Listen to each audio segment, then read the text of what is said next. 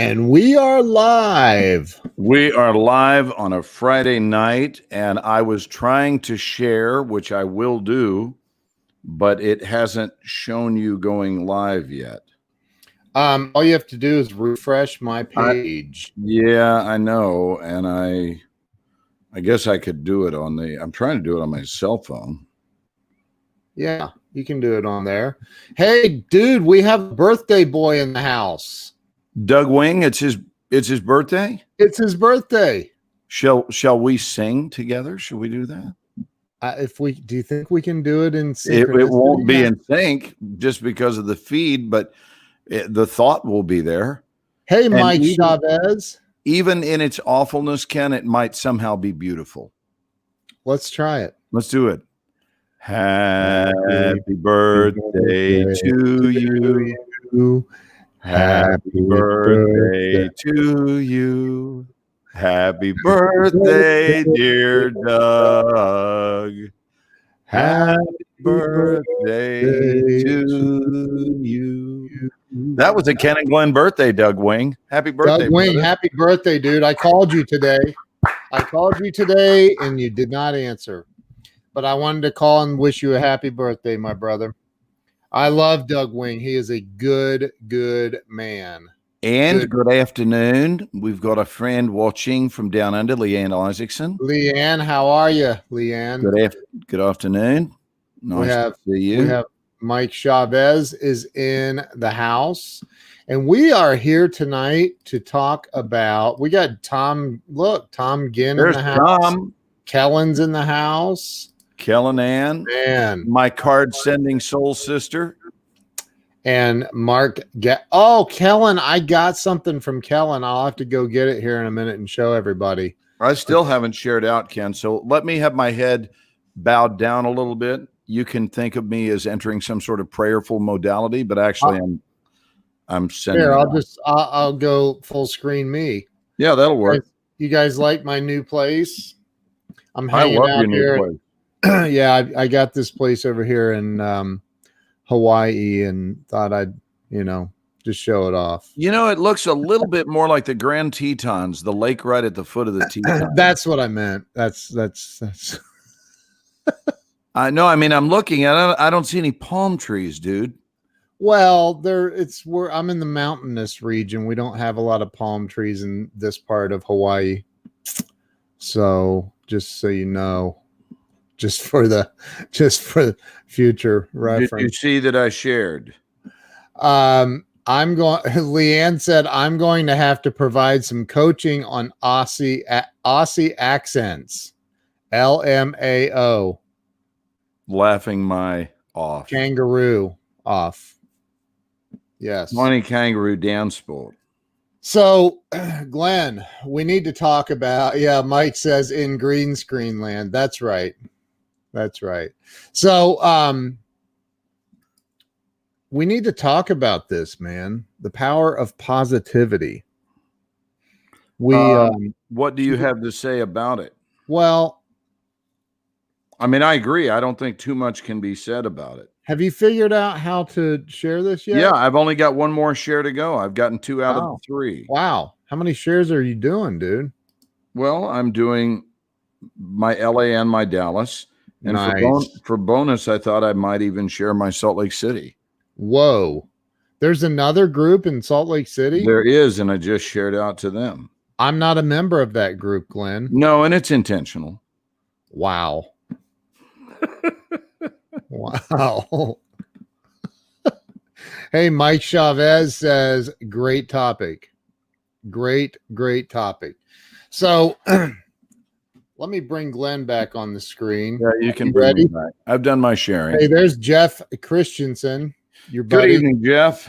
Oh my golly jeepers. Look at that. We have the inimitable. Do you like that? I did it. You did it. And you did it so eloquently. I did. It would have been better had I not said, see, I did I did it. Yeah, if you had not taken time to draw attention to yourself, like a little child who had scored his first touchdown. Right. Look, Right. Daddy, look what I I did. did it. I did it. Hey, everybody share this out if you would. That would be just absolutely fabulous. It is true that sharing is caring, Ken. It's Sharing so is true. caring. It's a true statement. Yasmin, thank you for your phone call. I was taking a delicious and delightful evening nap so that I could be William well rested. But I just listened to your message about 15 minutes ago. So, And you didn't call it back? So I was talking with my mother, as you knew. My mother had surgery today, Ken, I know. and I made her a priority. Had Yasmin had surgery today, she would have been my priority. Oh, but you gotta show Mama the love. yes. Right? And who knew I'd get to speak with Yasmin because she's joining us now. So let's consider this a return phone call. So, I mean, it's not quite as private as a phone call might have been. Yeah, that's true. But it's anyway, this makes it private. Ready? Hi, Yasmin. There. Now it's private. See, now it's had a signature moment to it. She's like, I am Mrs. Minnesota. You don't not return my phone calls. Well, I do return her phone calls. Rest assured, she's a priority, and she returns mine. Today was one of those delightful, just love calls, just initiating a call to check on someone. So there's a great shoehorn into positivity. Is how many times do you execute?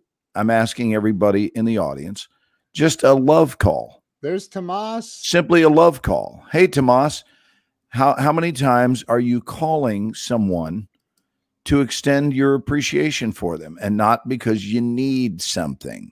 Right. Or you're trying to choreograph something, but you're just saying, I love you and I care about you and we haven't talked in a couple of days and I just want to say hi. I love those calls. I make those calls. I think that with the, I got this mail today, and this is positive. I got this bundle of mail my little girl brings into my office to me today, and it had a rubber band, and I haven't had one of these rubber bands in a long time, and so because I love fidgeting with these rubber bands. That's kind of that your sign of something that's official, as if it arrives with a rubber band? I don't know.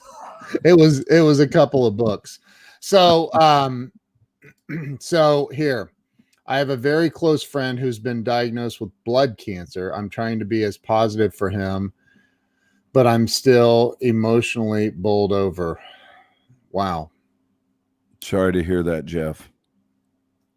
I am definitely not an oncologist, but I got to tell you that I have read some amazing things about the Dr. X keto diet, like some serious, like lots of people saying that their cancer was gone after doing this for a short amount of time. So I don't know. I'm not an oncologist, but I think that if I were to be diagnosed, I would explore every single option possible for sure. Yeah, well, it's pull out all the stops time, There's Lindsay Cross misses you.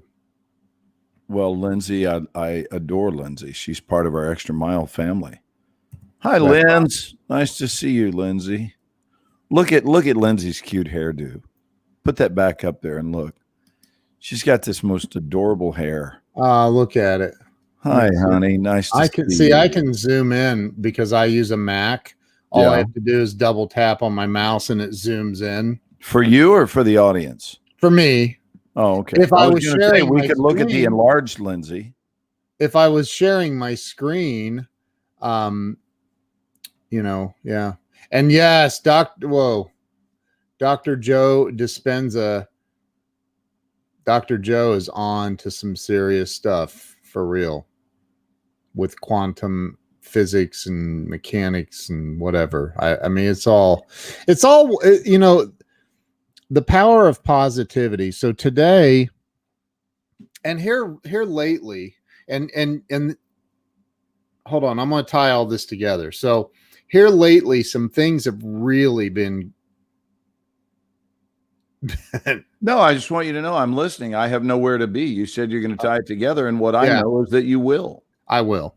So here lately, things have really been going spectacularly well for me. And I got invited to be a contributing writer for a pretty big publication thing today. You are just writing your butt off these days. It's crazy. Forbes Riley asked you and I to write a chapter in her book coming out. So I'm writing that, and I know you're getting ready to do something to do yours. And man, I mean, just some amazing. But here's the thing: I've changed my expectations. I've changed the conversations, and it's taken time, but I've changed what I'm expecting. And you talked about this last night. This is how I'm tying all this together. Yeah. You talked about this last night in your the thing you did, well, in my class, but in Craig Duswalt's thing that you did. You talked about your expectations. What are you expecting? And are your expectations I saw a post today. Somebody said, well, how did they put that? I forget, because I just go, oh, I can't take that, and I go right past it. They said something like, well, that's just my luck. Oh yeah, that's one of the big quotes I go off on. I know. And how about the quote that says, if I didn't have bad luck, I wouldn't have any luck at all? Yeah. Oh, Murphy's Law. Right. No, I don't know Murphy. I don't know his stupid law, and I don't want you to talk about his stupid law with me. How about that? That's my impression of you. How about that? I do it to Carolyn all the time. I go, how about that? No, you do not. Oh, I do. You ask her. It's funny. And she goes, is that Ken? That's you when you get excited about something. Wow. Really? We're having deviled eggs? So like I said, I'm going to do a show tonight without Glenn. He couldn't make it, unfortunately. Oh, you love having control, don't you? But all right, so stay on the tangent. This is good stuff. Stay on it. Okay, let's just talk about the elephant in the room. Can we? Let's talk about it. Let's do it. It's got a tinge of negativity. But I need to bring this up to get to the positive part. Take as circuitous a route as you deem necessary. Circuitous. Okay. I'm going to pretend like I know what that means. So what would you quit using these $20 words with me? I sometimes it's hard to have a conversation with you because I have to ask my Alexa, hey, what was go ahead. Stop and ask Alexa what circuitous means. Go ahead. Alexa, define circuitous. The adjective circuitous is usually defined as roundabout, not direct. Roundabout, not direct. Right. Wow. I just added a new word to my vocabulary. Yeah, so you're taking the circuitous route to making a point. Spell it. Circuitous. Yeah, spell it.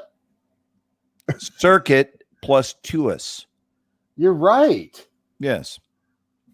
Wow. Hey, Tammy Storm and Weldon. Well, of course, Weldon's here. Hey, Weldon. Hey, Tammy. And look, we got old what's his name from over there on Hyena. Hyena. Nate, we love our Nate. Nate's sharp. Nate's awesome. So when we happen to so Glenn and I were on a panel the other night with the LA Tribune. That I was asked to be on this panel to discuss the vice presidential debates. And Glenn, I called Glenn, do you want to be on this? And he's like, at first, no. And then he's like, yeah, why not? And so things took a circuitous turn.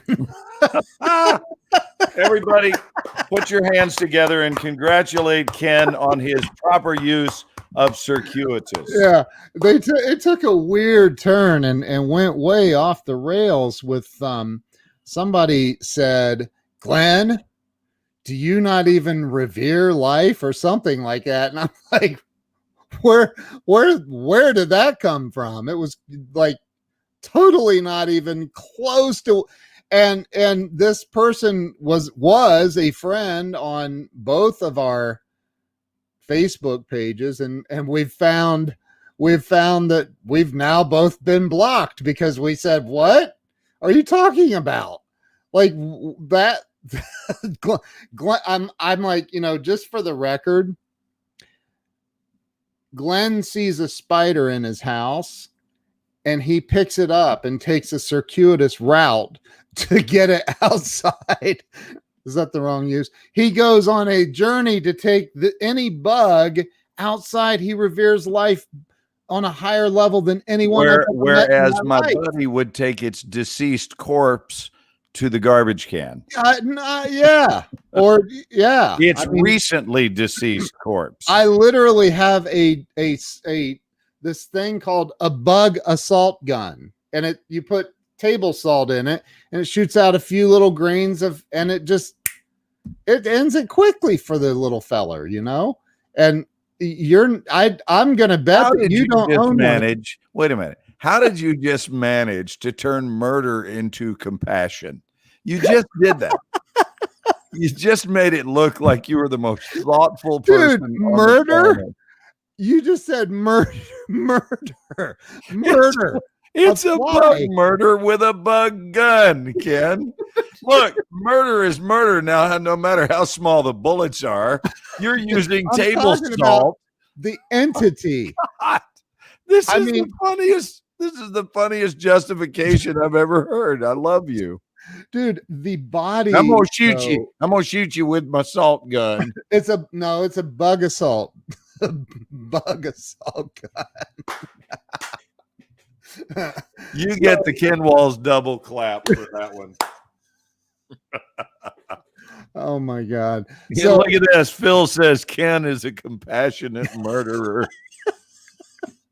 I would never do that. Phil, that's exactly the way I read those tea leaves, my friend. Hey, buddy. You know what? Corey Calvin. I love Corey. He's got videos out on Instagram of him taking a propane torch to get rid of spiders. Okay. Check, please.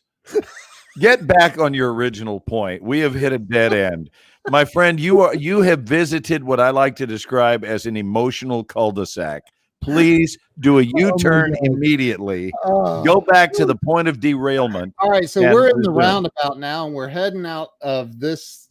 We turned down the wrong road. So anyway, this went the wrong. So much like this conversation, the other night it kind of went the wrong way, and it was completely taken. There was nothing that was even said that would remotely make anyone believe that there was a that you said anything that would indicate that you. I mean, it was absolutely uncalled for. It was absolutely out of left field and freaking like blew you away. Like you were about, like, I think you got over it real fast. And then I was like, holy mother of God, you don't know Glenn Morshower. So with that being said, the power of positivity, when you're constantly in a state of positivity, when you're constantly in a state of putting out good to the world, when you're constantly in a state of not being a judgmental butthead, when you're constantly in a state of just being a good person, good things happen, including bad people removing themselves from your life. Massive agreement, brother. Massive agreement. Yeah. And at even, I mean, you can go scientific with this and go on a deep dive, that's correct, Alyssa. It is mental equivalency. It truly is. What will happen is that at a metabolical level, salt guns are protected by the Second Amendment. Thank you for that chime in, Tom. Come on, that's funny. Woo. Well, that's probably why people are found guilty of assault. Oh my God. Now we know the true meaning, and now the rest of the story. That's right. But at a molecular level, as we begin dwelling on upbeat thoughts, just that alone will raise your vibration across the board. Yeah. I know this much. It will never be bad for you. So think about this simple truth, that when we hold a positive thought, and we'll take it to the next level and add, and now speak that positive thought, it will never be bad for you. Worst case scenario, you break even. It's one of my favorite expressions in life. I think everything should be tried in life if the worst case scenario, Ken, check it out, is that you break even. In other words, it's either going to be for you or it won't make any difference. Right. And that's phenomenal information. So holding positivity in your life will never be bad. Here is what's interesting, if I can take the floor for a second and say this, that dude, you got the floor, man. It's all you. Well, I didn't need to take it alone, but that's okay. When we do run in the lane of positivity, and that is the groove that I live in, it's not for show. You know that. Anyone who knows me knows that I am deeply committed to positivity. And when we do that, what I know is that I feel better. However, and I've also noticed that there will be people who are alienated by, yes, even that. Yep. That positivity will alienate people. And the ones it alienates are the ones who aren't feeling it. Now, there are those that are, it's going to go about 50-50, because if someone is struggling, they're either going to be, it's been my experience, I'll say, and it's not a little bit of experience, it's a lot of experience over the years, that people will either be inspired by positivity or resent it. One of the two. And there's really no middle ground, because I don't meet a lot of people who are unfazed. In other words, it doesn't make any difference.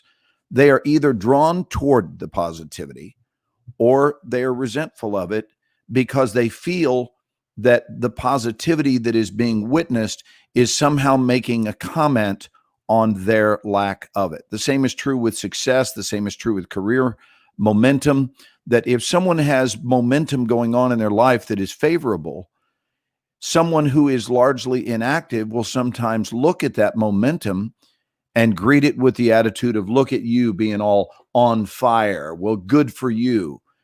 And what we know is their reaction, what we can automatically know. I got to say hi to Tammy Woodard. Say hi to her real quick. Hey, Tammy, nice to see you. Keep going. Glad you're here with us tonight. So, unfortunately, they are speaking from a place of competitiveness. So they somehow have cast themselves in the role of competitor.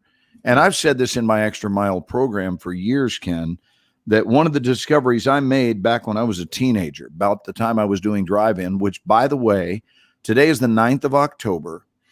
In 6 days, it will be 45 years to the day.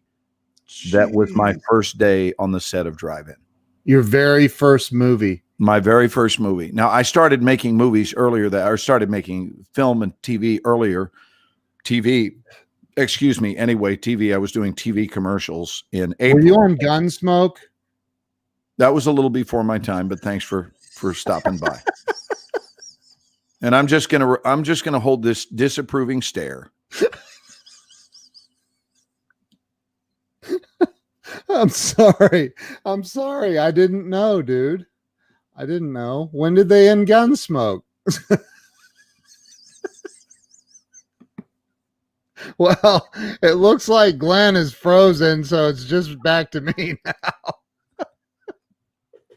Oh So, my gosh. Anyway, go ahead. Sorry. well, I have no idea where I was now. You were talking about the movie or Not just that it was 45 years ago on October 15th. That was our first day of filming, 1975. And it's just very significant. And this is the year that I learned that lesson. I learned the lesson and it has never changed. I've seen it categorically. I've seen it across the board. I've not only seen it in my own life, I've seen it in other people's lives, and I've had other people share their stories with me. And what it is this: people do want you to shine in life. They do want you to shine. However, they do not want you to outshine. right. And It's if true. they even use the word outshine, that's evidence that they have succumbed to a competition Yeah. between you and them. Otherwise, they're not thinking in terms of anyone outshining anybody. Hello, Mitchell. Hello, Juliana Briscoe. They're not thinking in terms of being outshined or them outshining you. Right. And what healthy people who are sane and balanced and in a good place do is they genuinely cheer for one another.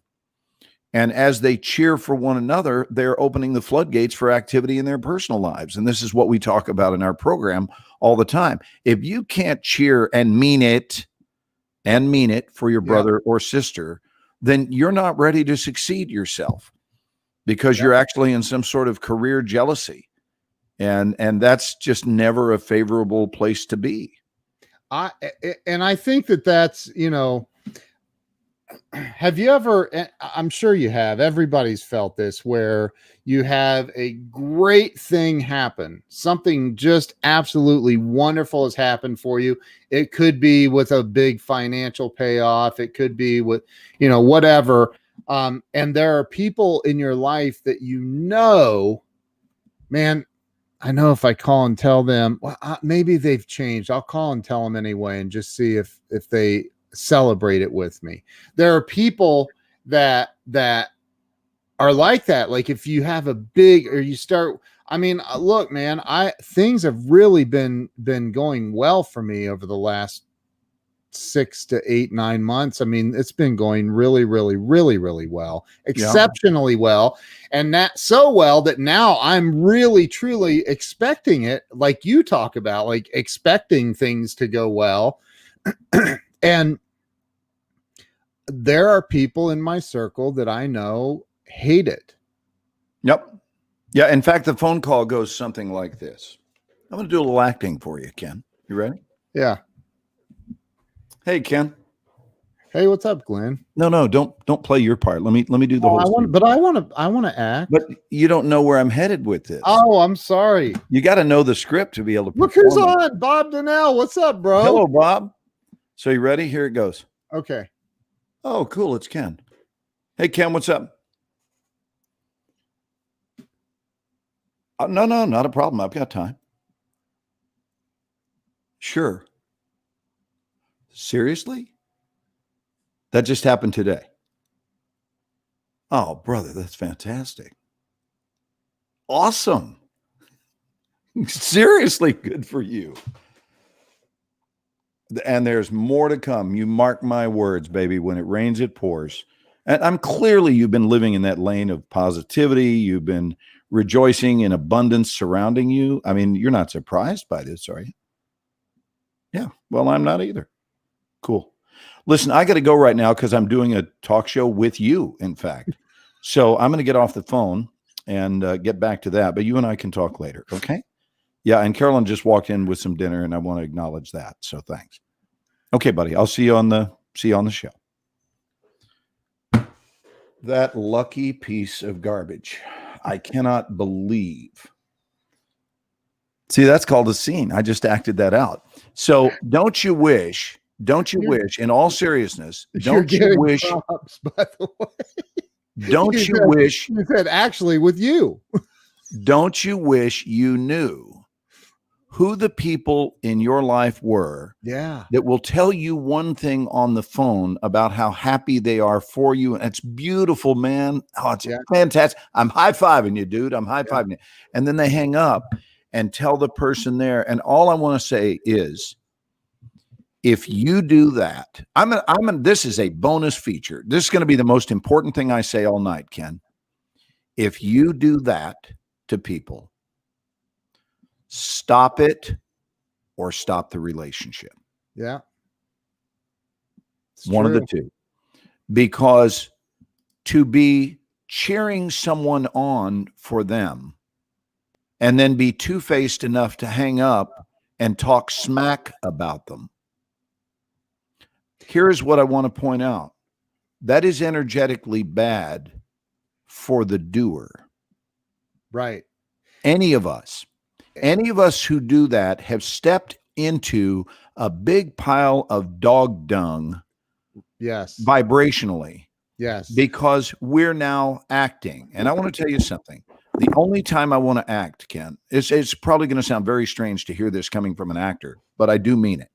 The only time I ever want to act is when I hear that clipboard, when they actually slate it. It's called a clapboard. I said clipboard, a clapboard. Yeah. When they slap it and somebody says action, then I want to act. But if you are acting in your personal life, if you are acting like you care for someone when you don't, or you're acting like you love your job when you don't, you have to know that the long-term projections of that are nothing shy of horrific. They're horrific. It's simply, put in simplest of words, it's not good for us. It's not good for us because incongruencies in general, how do I know this? By tasting incongruencies of my own. Right. Just as you have shared, Ken, very transparently. It's one of the things I love about you is you have openly shared your challenges in your life, and I've shared them back with you.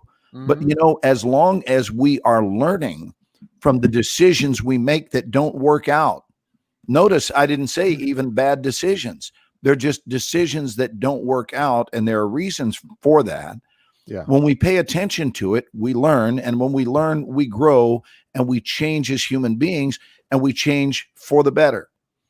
I don't believe in that. I believe in letting people know the truth. Let them know what they mean. If the relationship is in need of help, then help it, or just let it go and set sail in a different way. I think the greater challenge, because that is easy, that it's easy to recognize in yourself if you have a conversation with somebody that just got a huge movie role, maybe, or and they're going to make a ton of money, that they're excited, they're happy, and you hang up the phone and you don't speak, or you do speak it out loud. Well, that's easy to recognize, and you can go, well, let me take a look at that. The bigger problem is if you hang up the phone and you start having that internal conversation about how lucky they are, and it's just bull crap, and man, why can't I get a lucky break like that? And I'm not, and me pointing this out is not a judgment, because I honestly have been there in the past. I've been there in mentally and emotionally and spiritually, and didn't even realize that it was happening. Right. And so I think the bigger problem is if you do that and you don't realize you're doing that, you have to change you have to interrupt the pattern. You have to change something. And that's the chapter I'm writing in Forbes Riley's book is about this very topic. It's literally, this is what it's about. So, and how I shifted that in my life. I finished my chapter, by the way. I wrote my chapter right before I took a shower tonight. You do And what? What'd you say? I wrote my chapter for Forbes' book. You did? I did. It's on procrastination, and actually it was due last Monday.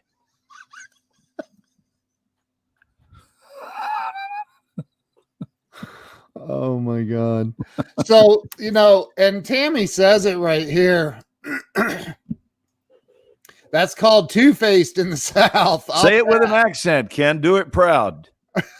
Oh, Tammy's from South Georgia. No, That's but do called, it right. I can't. That's Yes, you called can. That's called two-faced in the South. See, I can't do it. Yes, That's you called can. two-faced in the South. I'll pass. I'd rather Ken kick my ass. How's that? Yeah, You keep do it going. You're now. doing great. You do it now. Well, you didn't finish it. Oh, that's real. He helps me more being Ken, a real friend. And I love that. I love that you turned friend into a 2-syllable word. You did it beautifully, man. Let's give Ken a hand for that. That was really nice. Yeah, now hold Tammy's on. gonna kick my ass. Hold on just a minute. Ken's calling me. Yeah, Ken.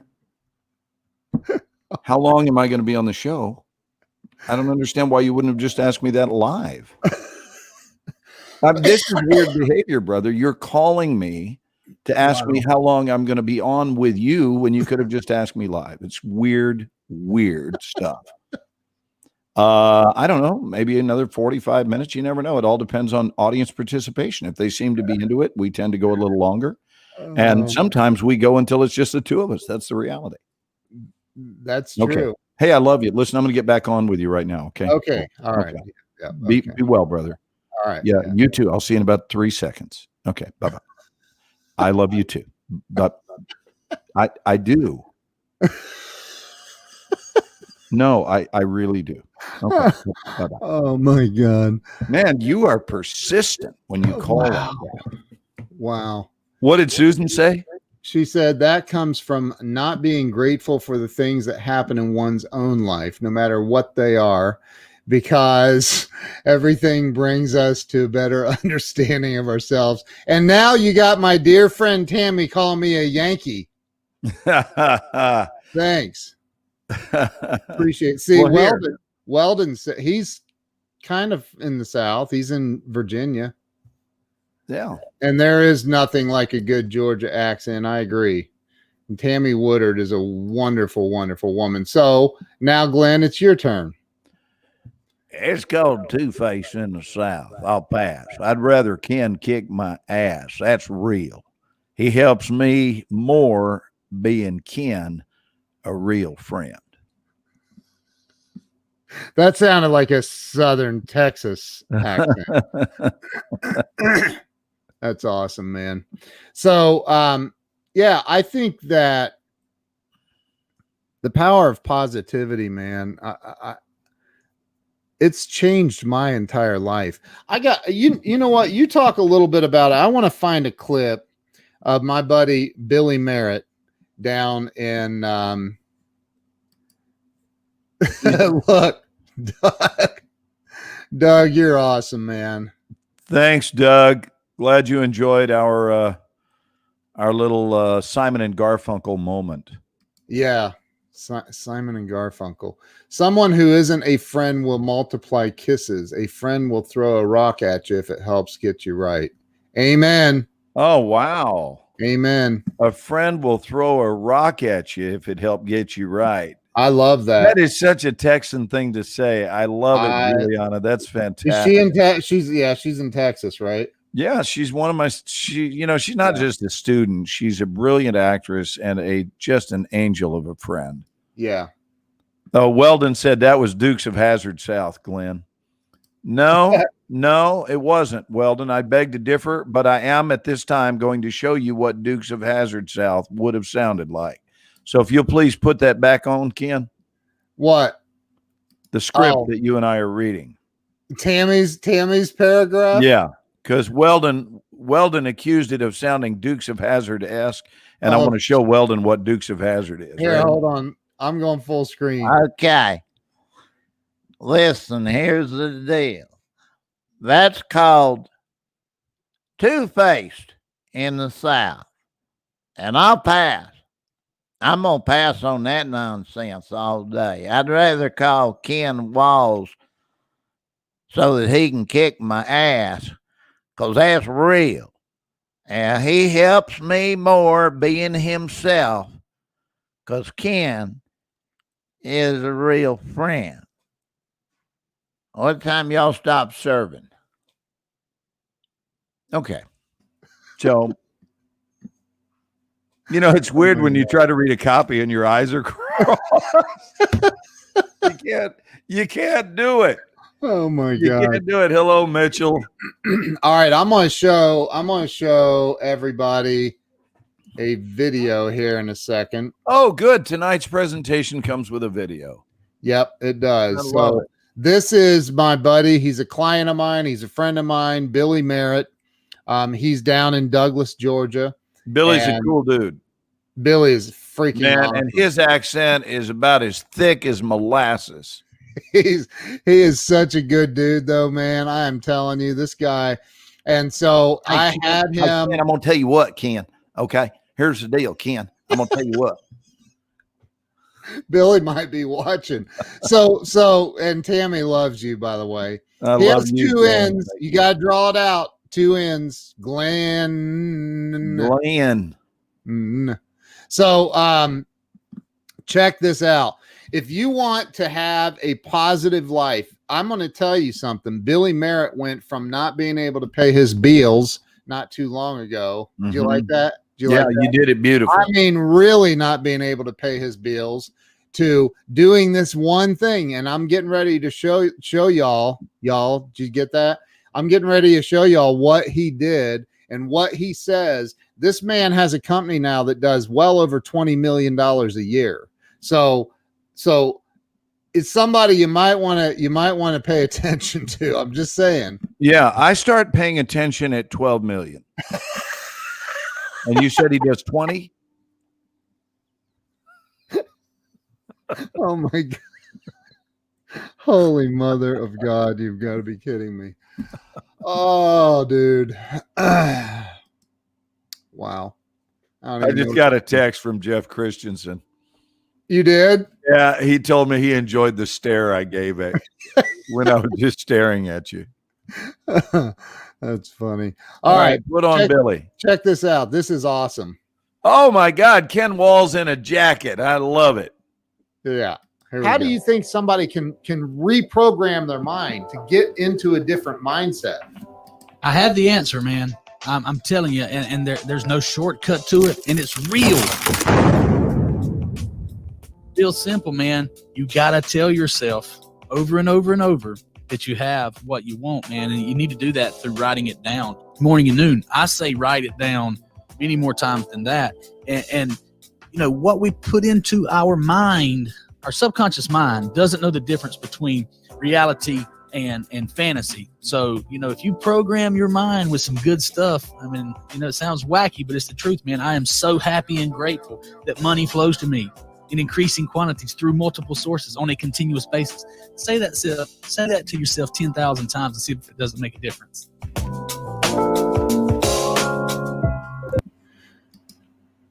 So Billy talks about he listened to and there's another clip of him on YouTube. I'll bring it up actually. Can you put that in the chat, Ken, or on the bottom of the screen about the multiple sources about prosperity? Because I know that's one of his big quotes, and I know you know it exactly. Yes. I think it would be a service that we can provide to our viewers so that they can adapt and have that in their affirmations. He got it from Bob Proctor. Yeah. And I knew Billy didn't make it up. I'm aware, but I just love that he uses that. And he says in this one clip that he heard Bob Proctor talk about this, and so he decided, man, I'm so broke, it don't matter. I'm just gonna do it. I'm just gonna do it. I mean, what I got to lose? I'm just gonna do it, and I'm gonna do it for hours and hours and hours every day, everywhere I drive, everywhere I go. I'm going to say I am so happy and grateful now that money flows to me on see, I lost it, man. Now I got to pull it up. Did I ever tell you that I met Bob Proctor? I met Bob Proctor. You did? Backstage, we were both on a stage doing a show together, one of these personal development weekends. Yeah. And I went backstage and asked him if he wanted to go throw some money around together in the casino because we were hanging out. And then I sent a friend of mine a text that said, "You want to join me and get together with Bob Proctor and gamble?"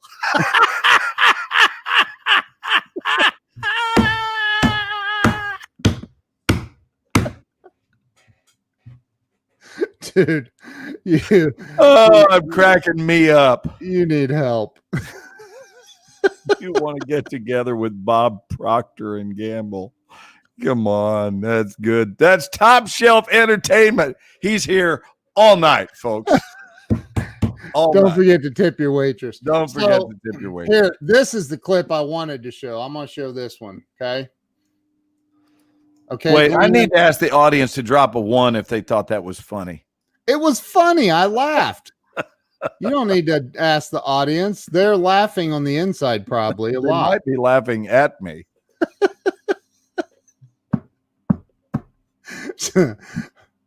But look, Juliana says she's dead. Tomas says they'll be here all night, ladies and gentlemen. Look, you're getting all kind. Jones says Glenn must have been a long week. That's funny, dude. You're getting my long-time friend. We're coming up on 20 years. Look at that. 20 Nate years, Joan. 20 years. Nate, my God. Nate gave me an Uno. Thank you, Nate, for your Spanish approval. Yeah. So, all right, here, let me show this. This is the clip I wanted you to see. I hope everybody's all right with watching this with us. Let me tell you how an old man named Bob Proctor changed my life. And I'm going to say that he was a vessel, that the capital U, the universe, changed my life when I came across a video of him talking about repetition and talking about positive affirmations and talking about this is how you change your life. You need to tell yourself, I don't know 60. I've never written down 60 positive affirmations, but I've written down one thousands of times. And I've gone on trips. I'm talking about like 2, 3, 4 hour trips where half of the trip I made myself hoarse because I was repeating to myself. I am so happy and grateful that money comes to me in increasing quantities through multiple sources on a continuous basis. I am so happy and grateful that money comes to me in increasing quantities through multiple sources on a continuous basis. So when you do that 20,000 and 30,000 times, your mind, your subconscious mind does not know the difference between the fact and a lie. And it is going to give you, you're putting that information out into the universe, onto fertile ground, and it is going to produce what you put out there. And that specific meditation affirmation that I've done thousands and thousands of times came true in my life.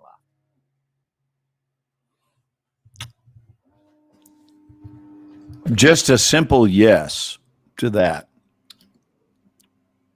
I mean, dude, it's like you couldn't do 10,000 push-ups and not have big muscles. It's not possible. Right. Go ahead. Unless you did one push-up over 10,000 days every day, that probably wouldn't do it. Yeah, I can picture, Billy doing that, reciting that affirmation over and over again while driving, right up until he gets the knock on the window. And he rolls down the window, and it's a police officer, and he's going, "Sir, I don't know what's going on, but you've been sitting in this left-hand turn lane for 27 minutes."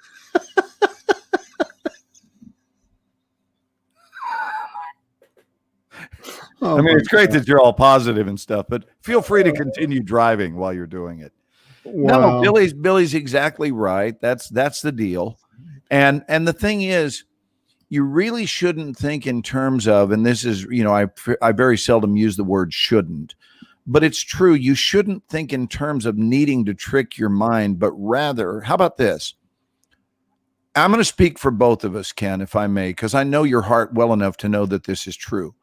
We are not here devoted to helping you learn things as much as we are here to help you remember things, to remember who you are. Remember Amen. what Billy is talking about is not cutting edge technology. He's also not talking about brainwashing yourself. What he's talking about is pulverizing your existing belief systems, which were societally imprinted upon you. Many of them that you govern your lives by are not even yours. Sadly, it happens to all of us. It happens to all of us that we manage to buy into the imprintings that are available to us on a daily basis here in our lives. It's called society. And so in order to truly be well, we are going to have to inundate ourselves with the remembrance of what's really true, Right. and get away from the nonsense, which is laced, more than laced. It's riddled with fear and doubt consciousness. And as long as we can stay stuck in fear, then we lose. And when we go back to the freedom we knew, I mean, really just take a moment to be in the maternity ward where everyone that looked through the glass was there to admire you. They were there to look at your beauty and peek right into the window and go, look at the little Ken. Look at all the little Ken with the curly hair. And with me, it was like, look at the little redheaded baby. Look at it. Oh, look at it. Look, he's looking at us. He's looking at us. And no one had disapproved of us then. And it can be fun in a partnership. And I'm not joking about this, Ken. I mean, I play a lot on our show, but I also take time to enter things from a very serious place. And it's wonderful if in a friendship or a partnership, whether it's in a marriage, whatever your partnership is, but with someone who is significant in your life, if they can be playful with you in these remembrances. So literally, like going up to your partner and going, look at you, babe. Look at you being so beautiful. Right. Look at you, you're so special and full of potential. Look at your little curly hair. Then you smile as you remember the truth is that we are so much more capable than we act like we are. We're so much more capable. You know, I gotta, and hey, I want to say hi to Mark Rodriguez. Good to see you here, brother. I want to go re-illuminate Charles's message because I agree with him, and here's why. Years ago, I read Tony Robbins' book, Awaken the Giant Within, and he talks about a lot of this stuff. And he talks about the neural pathways that are created. You know, there's something like, and this was 30 years ago, but the average child by the age of 17 years old has heard the word no. I forget what it was, like 36,000 times, or I don't, maybe more than that. I don't remember. It was a huge, or 360,000 times maybe. And opposed to the word yes in response to their questions, like 17,000 times. It was like significantly less than the word no. And so it creates these neuro pathways in our brains. And that repetition creates neuro pathways. It's almost like a muscle memory, but it's a neuro pathway. And you know, I think the same thing with the positivity, the being positive about life and expecting a good result in your life instead of, you know, I know people that if they won the lottery, they would immediately panic.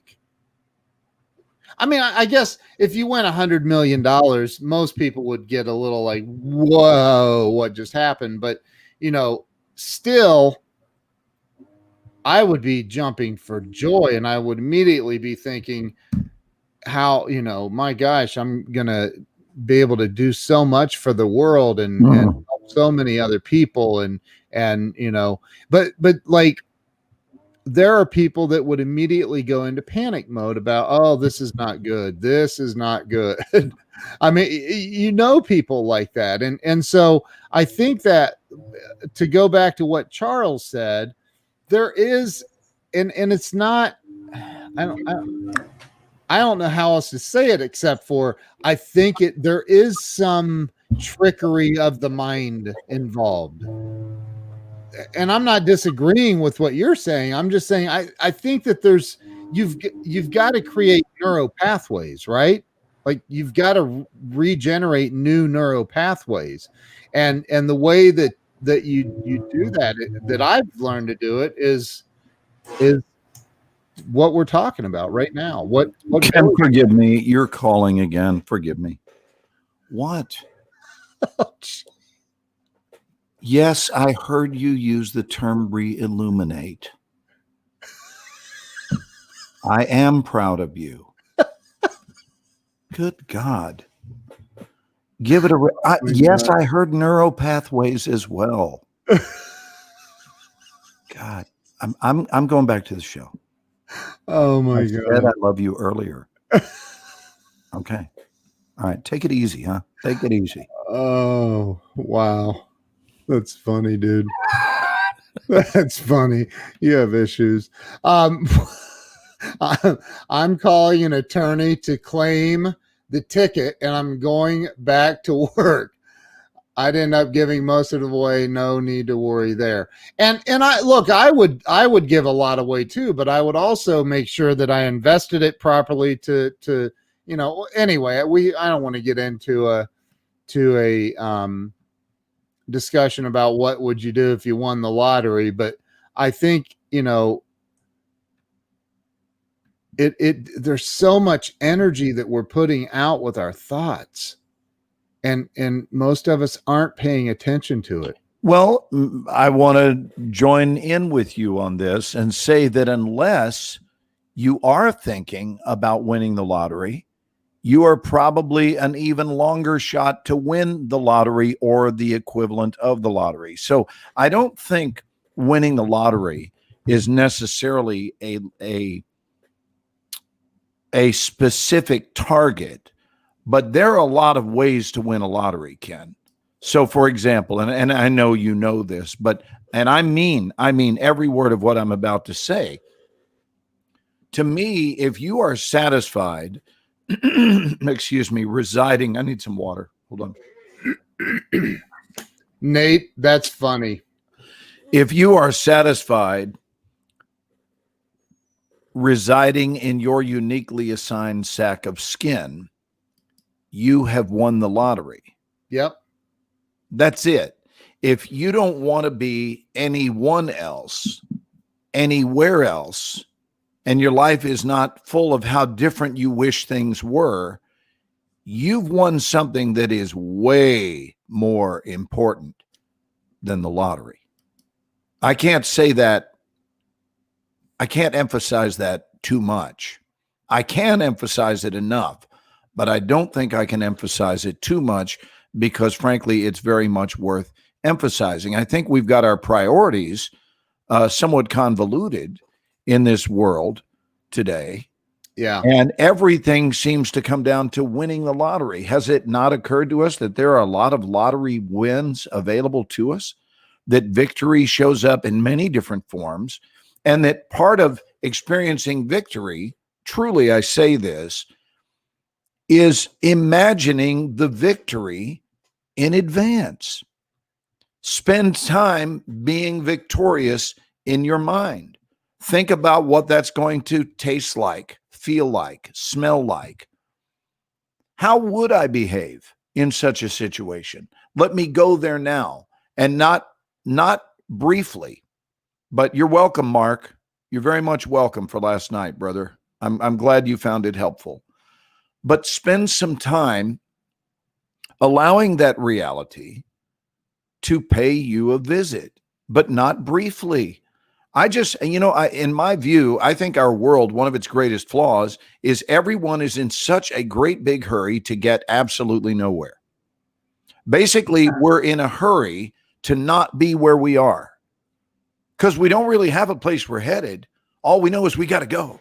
We got to go. We got to keep moving. Got to get places. And you go, really? Where do you want to go? I don't know, but I'm sure it'll be some place that once I get there, I can start texting the people that aren't there with me so that I can go be with other people that aren't there. And then when I go see those people, I'll do it all over again and reach out and be in touch with people who are also not there. So it is a blatantly obvious challenge for many people to be where they are. Ram Dass, way back when, years ago in the 60s and 70s, talked about be here now.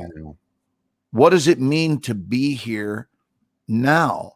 And called this moment beautiful. I'm convinced that dreams coming true are based on celebrating the now.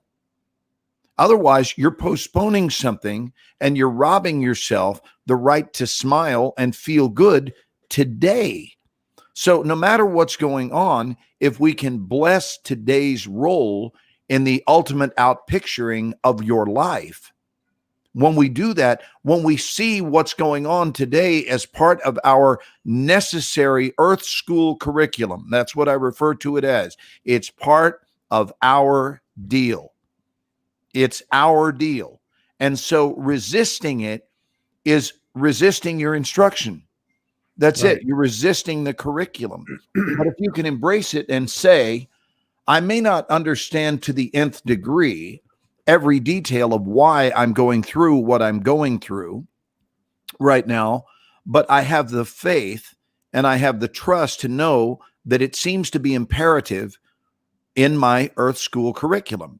And I tell you what, I'm going to go ahead and trust the curriculum that it is devoted to shaping and molding my beingness so that I can relax, frankly, and know that it's all part of my divine process. And I live by that. You know, my simple phrase that I coached last night, and I did 2 back-to-back 1-hour sessions, is the simple phrase, things go well for me. Now, it could be shortened to things go well. But I add the to me because I want you to know that it's okay to put your signature on it and realize that that's the greater truth is things do go well for you. And I want to go back to, I think it was Charles Coachman's line. I'm going to go back here in the chat, Ken, and see if you can illuminate it. But he talked about, he didn't think in terms of it tricking. There it is. I don't consider it tricking your mind. You are simply activating it. Yes, indeed, Charles. Yeah. Which is exactly what I was saying, is that you're not tricking your mind. I disagree with all of these people who say you've got to trick your mind into believing that, you know, you're a tremendous success and all this. No. 15-yard penalty, foul on the play. The truth is your mind has already been tricked into believing that you are lesser than by societal imprinting. So the idea is to get rid of your tricked mind. Yeah. And return to what it has been all along. There's never been a day of your life. I don't care who's listening to this tonight.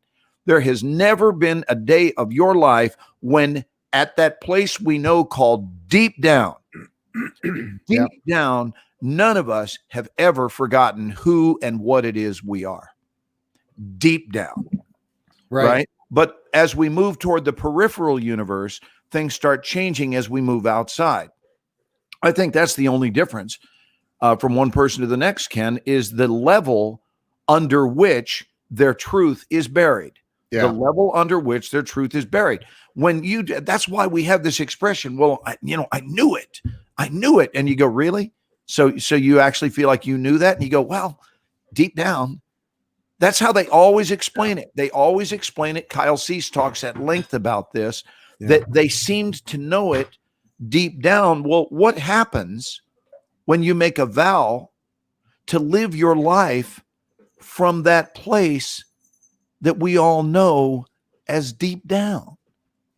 What happens if you just stop right now? You stop all the madness and out loud declare, possibly for the first time in your life, that you're going to do a complete 180. Yep.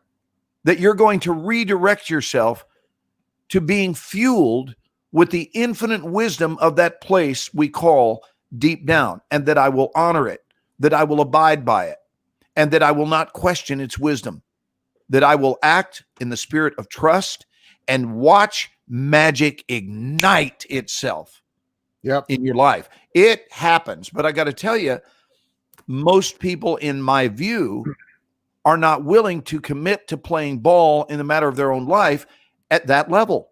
So it's something that's great to talk about, Ken. Yeah. But when it comes to the actual implementation of it, it's suddenly a very different matter. So it seems that wellness is a great conversation, conversation topic, but too often it stops right there. And it's available. Every one of us have the tools. All we have to do is practice remembering. And in order to do that, we're going to have a big fall cleaning. I would say spring cleaning, but I don't want to wait for the spring. Right. I want to encourage everybody to stop where they are and practice a fall cleaning or a spring cleaning held in the fall, where you just take a look at, of all the things I believe in, how much of it is even true, Ken? Like, seriously, how much of what I call my fundamental belief systems are based on truth at all? Or have I just been dummied down by society and I'm mindlessly moving forward, living out other people's chronic opinionitis? And I've never questioned it. I've just always said, oh, well, okay. Oh, okay. And by the way, this is the face that is associated with creative living. Oh, okay. Yeah. Okay. And then if that's how you receive people's life instructions, don't be surprised if it's not going so well. And now it's time for, what is Glenn eating on a Friday night? Thank you, sugar. I think that Carolyn just brought me dinner. It's so cool. That's awesome. I think that can you go to a single screen of you so that I can shove some noodles in my face without having to constantly wipe my beard? Thank you. Go ahead. I'll still chime in, but just, But I'm waiting on the timing so I can pop you back up on screen real let fast. me at least show off dinner to everybody. So this is dinner. Oh, wow. That looks good. We've got a little noodles going on and some sweet and sour sauce. Nice. That might be the greatest shot of sweet and sour that the internet has ever seen. Right? I don't think any talk show. This is why, Ken. This is why people watch our show, because right in the middle of it, they get to have an intensely satisfying shot of sweet and sour. And then, of course, there's what you want to dip in the sweet and sour. Oh, wow. Egg rolls. Get a little spring roll activity. Yeah. Wow. So I think Thank you, Care. I think that I'm getting dizzy watching you. I apologize for that. So what I think, dude, is I think that people, I don't think it's as hard as most people think that it is. There's a study that they did with these 3 different groups, and I know a lot of people have heard this, but maybe one person hasn't. But a study that they did with these 3 different groups of I think kids on a basketball team, and they split them up, and they took the one group and they said, you're going to practice throwing free throws from the free throw line. Oh, I know this one. I love it. Yeah. And I'm doing a brief version of it, but you're going to practice doing free throws from the line. Well, don't do a brief version because I'm eating. So go ahead and do a lengthy version. Well, I don't have a lengthy version. So, and I forget what all 3, I don't remember what all 3 groups specifically did. I know one was physically doing it. The other group didn't do it at all. One didn't do it at all. And the third group did nothing physical at all. They did it all in their mind. They were told to go visualize making those free throws from the free throw line over and over and over and over in their mind, making it each and every time. And guess which group improved the most? Anybody want to take a guess? It was the group that practiced in their mind improved the most. So I think that we visualize things being more difficult than they are. Whether it's writing a chapter in a book, whether it's writing an entire book, whether it's writing and I've asked so many people, have you written a book? The number one thing that I have done for my life, besides having my two beautiful daughters and my amazing wife, the number one thing that I've done. Is it doing the Ken and Glenn show? That's yes. And I was getting ready to say, besides that too, outside of those obvious things, the number one thing was writing a book, because it validated me. It validated to me that I was capable of something that I always said I wanted to do, but I never did. And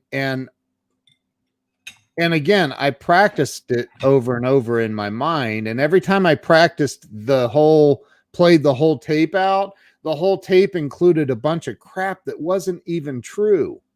Wasn't even true, even a little bit.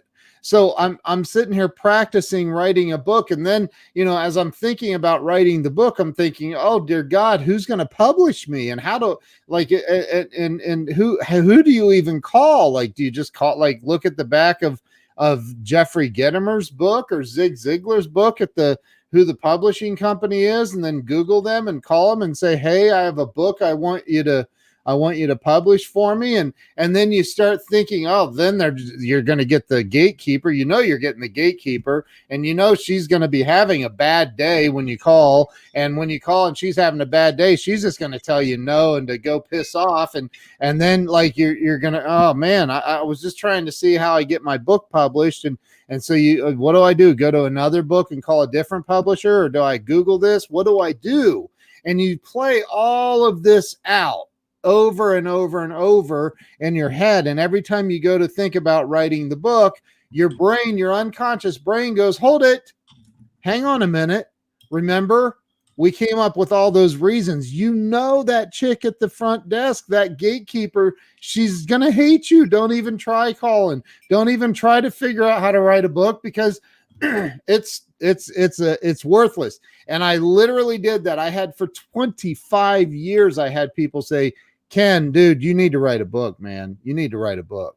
Man, you got so many amazing stories. You've got wisdom you can share. You can help people. And I continuously said, yes, someday I will. I was one of those guys that was I'm gonna do it. I'm a gonna guy. I was one of those I'm a gonna do this, I'm gonna do that, and I never did, because I had all these stories playing out in my head.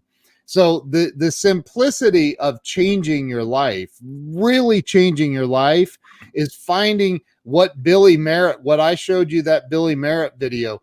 That's how easy it is to change your life. Is you literally start writing. Are you cool with coming back on camera? You look, buddy, your timing was perfect. I just finished my last bite.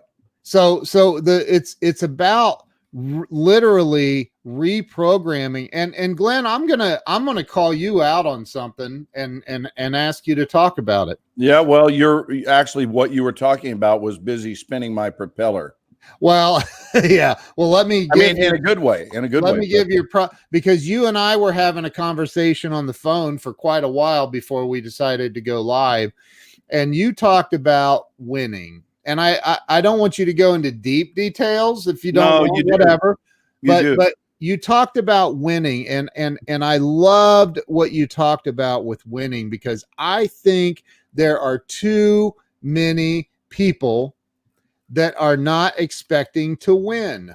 All right. So this, granted, I agree. And yes, Laura, it is finding the right people. I agree. But sometimes you got to go. It's just like the old saying that women say, you got to kiss a lot of frogs to get to the prince sometimes. Sometimes you're going to find who you think are the right people. And then it's like, yeah, that I misread that one. And then you move on quickly and cut your bait and move on. Right. So, Glenn's line about winning at life has already occurred because you were born already outswam 500 million other sperm. You must embrace it.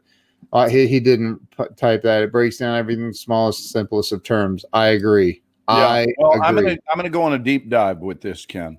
So bear with me, and I think that this is going to be so good, and I don't care if it sounds elitist, but I'm going to ask every one of you to do something. I'm going to ask you right now to share this out. I hope that you have already shared us out, but if you haven't, I'm going to ask you to share this out, whether you actually hit the share button or you pick up your phone and text to a friend. I don't care how you do it, but I'm asking you to reach out to somebody you love who wants to hear the ultimate pep talk on success. And Here we go. Because fasten your seatbelt, kids. Well, we're going into the deep end of the pool. What, brother? Let's give them a few minutes to get on. So you don't want me to be too good right now. Let's do a buffer. Let's talk about, talk about something that's pointless. Yeah. Well, like a broken pencil. But I don't want you to, you don't want people to come in 2 minutes and be lost. Well, but I don't want you to forget where you were going. Oh, there's not a snowball's chance in hell I'll forget this. Wow. Snowball's chance in hell. What are the odds? I wonder what the odds are. Actually, you could ask right now, Alexa, what a snowball's chances are in hell. Let's see what she says. Alexa, what are a snowball's chances in hell? Sorry, I'm not sure about that. She doesn't know. See, you can't. In other words, it's incalculable. That's right. All right. So, Glenn, I think, and Gabby hold on. You're calling again. Ken, this is getting old. The word was incalculable. Incalculable. Write it down. I love you. Bye-bye. Okay. All right. So, yes, we know that, but I want to move into some more detailed stuff. Now, I will restate something I've been saying in my Extra Mile program for 36 years, which is why I lean so heavily on this idea of remembrance, that you don't have to learn anything. Just remember that your nature is that of a winner.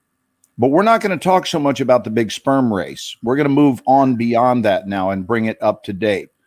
Okay, but the sperm race math was somewhere between 300 million on the low end to 600 million. Most seem to be around 450 to 500 million opponents that you outswam who were also vying for life. So you got here displaying the attributes of a winner. You are a winner by divine design. That's how this whole adventure started out. And if you have engaged in self-doubt, you have to recognize that is learned behavior, has nothing to do with the truth. Nothing to do with the truth of who you are. What Ken is referencing is that when we were talking on the phone earlier today, because a day seldom goes by that we don't speak. If we don't speak, it's usually on a Monday or Tuesday because I'm teaching all day and night on those 2 days. I start my day at 11:30 and I finish around the midnight hour. And I sit for 13 hours.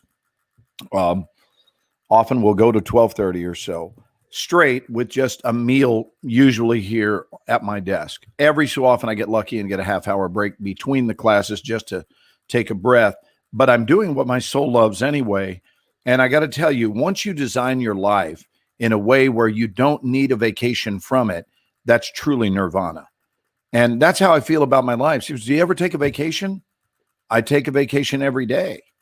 And I mean it. It's not a smart ass thing to say. I take a vacation every single day because I'm vacating from what a a more predictable, less than satisfying life might be, and instead choose to celebrate and only do what I love. It's not that I mostly do, I only do what I love with my life. If I use an alarm clock, when it goes off, I'm excited that it's waking me up because I'm headed into the life that I dreamed of.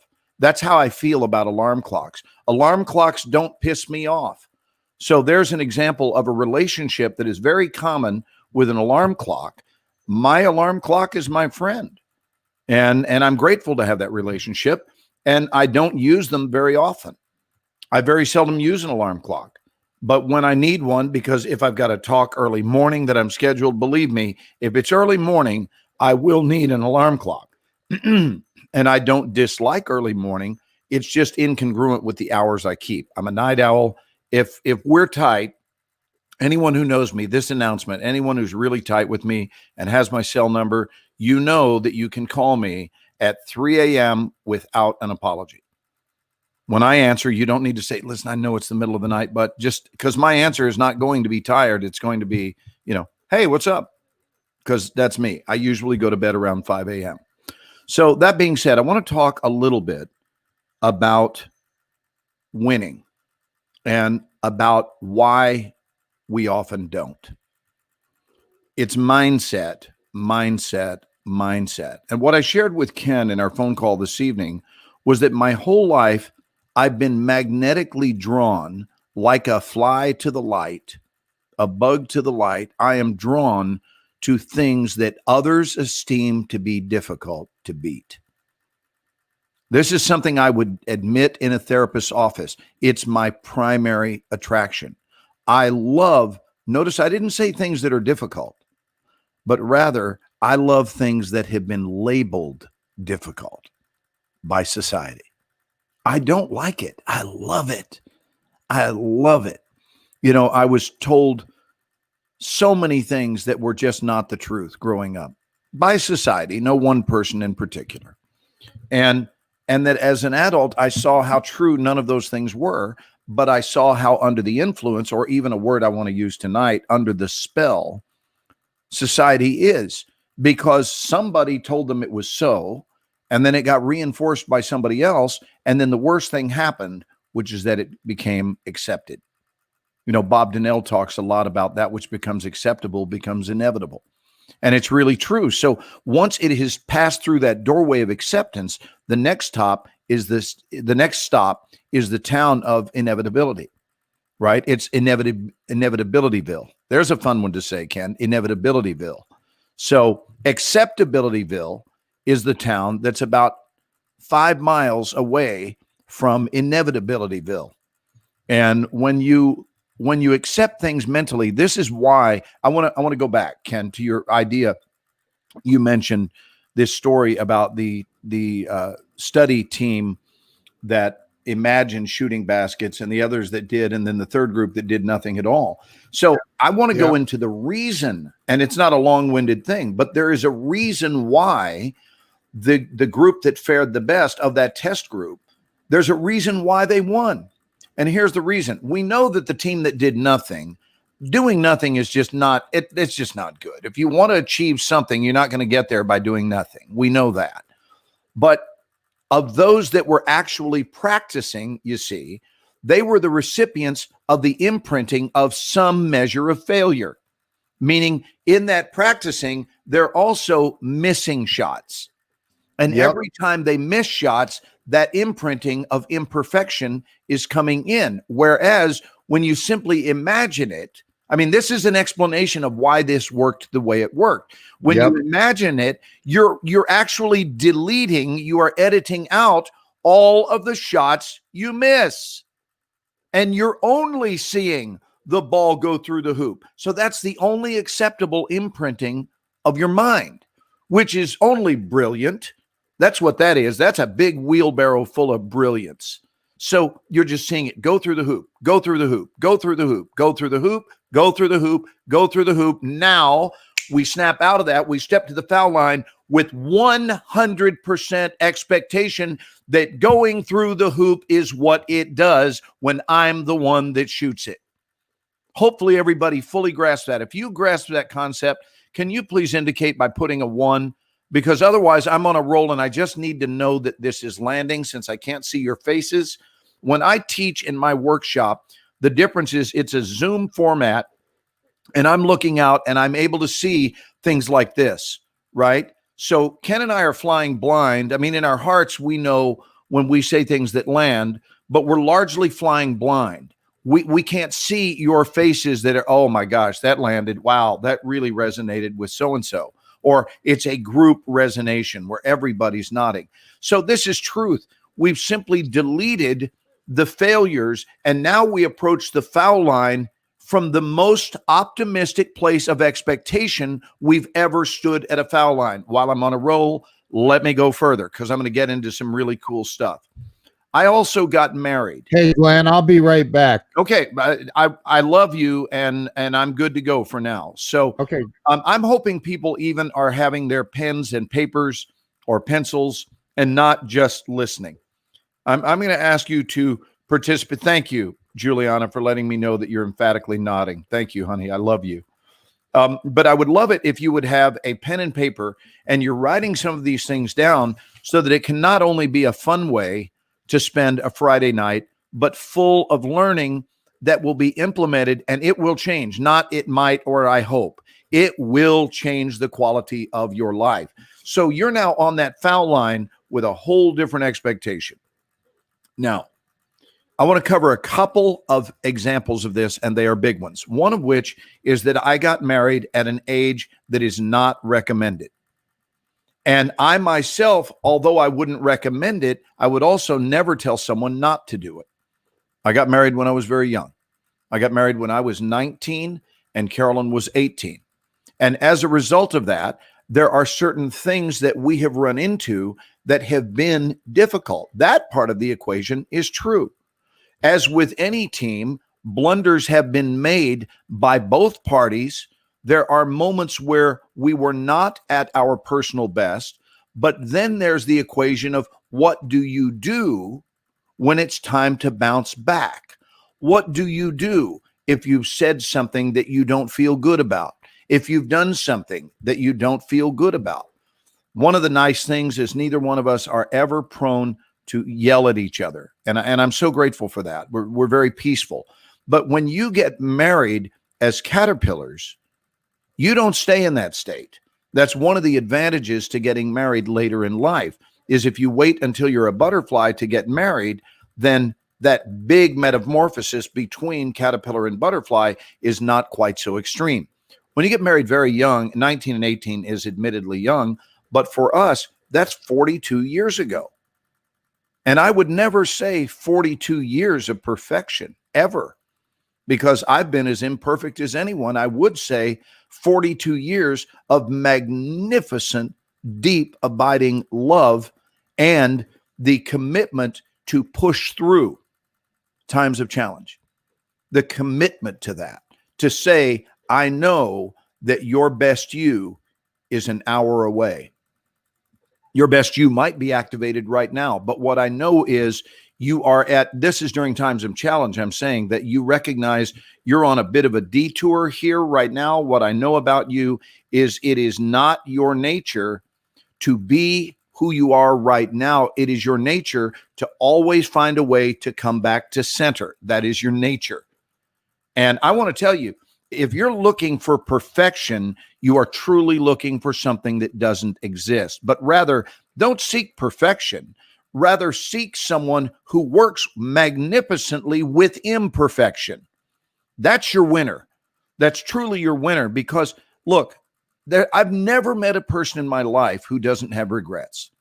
I've never met such a person. They don't exist. I am too. As I've gotten older, I've recognized the importance to practice regret reduction, right? With the goal in mind of ultimately eliminating regrets. And when I say that, I'm referring to future regrets. We say it in our classroom, right? One of our affirmations, we have 20 of them. One of the affirmations is no more regrets. No more regrets. We recognize that we all have plenty of them in our saddlebag that we've had around for our entire lives, but to start being more careful in the decision we make on the front side of it and try to decide whether or not what I'm about to do or not do, it can be both, that is this a regret producing scenario? Both ways. Am I going to regret doing it, or am I going to regret not doing it? And it turns out from my survey, from my studies, from my relationships with older people, that people, as they near their own death, they actually regret what they didn't do way more than what they did do. I want to say that again. It turns out that elderly people have more regrets with regard to what they didn't do than what they did do. So we can all push beyond what we did do. We can all move back to center and realign ourselves in every way, shape, and form, beginning with principle. We can all do that. You know, I don't think that when we make choices that don't feel good, that indicates that it's game over. Now, I want to move further. So we've been together for 44 years of thick and thin, right? We've seen the extreme highs and the extreme lows. But the point is, we didn't throw each other away because of either, right? So here we are pushing through. The point is, there's work to be done in this lifetime, and you're going to have to do the work with somebody. So you can keep changing the scenery, but so often it's like rearranging the deck chairs on the Titanic. If the thing is going down, it's going down, and changing the scenery is not going to fix it, because there too you once again shall be.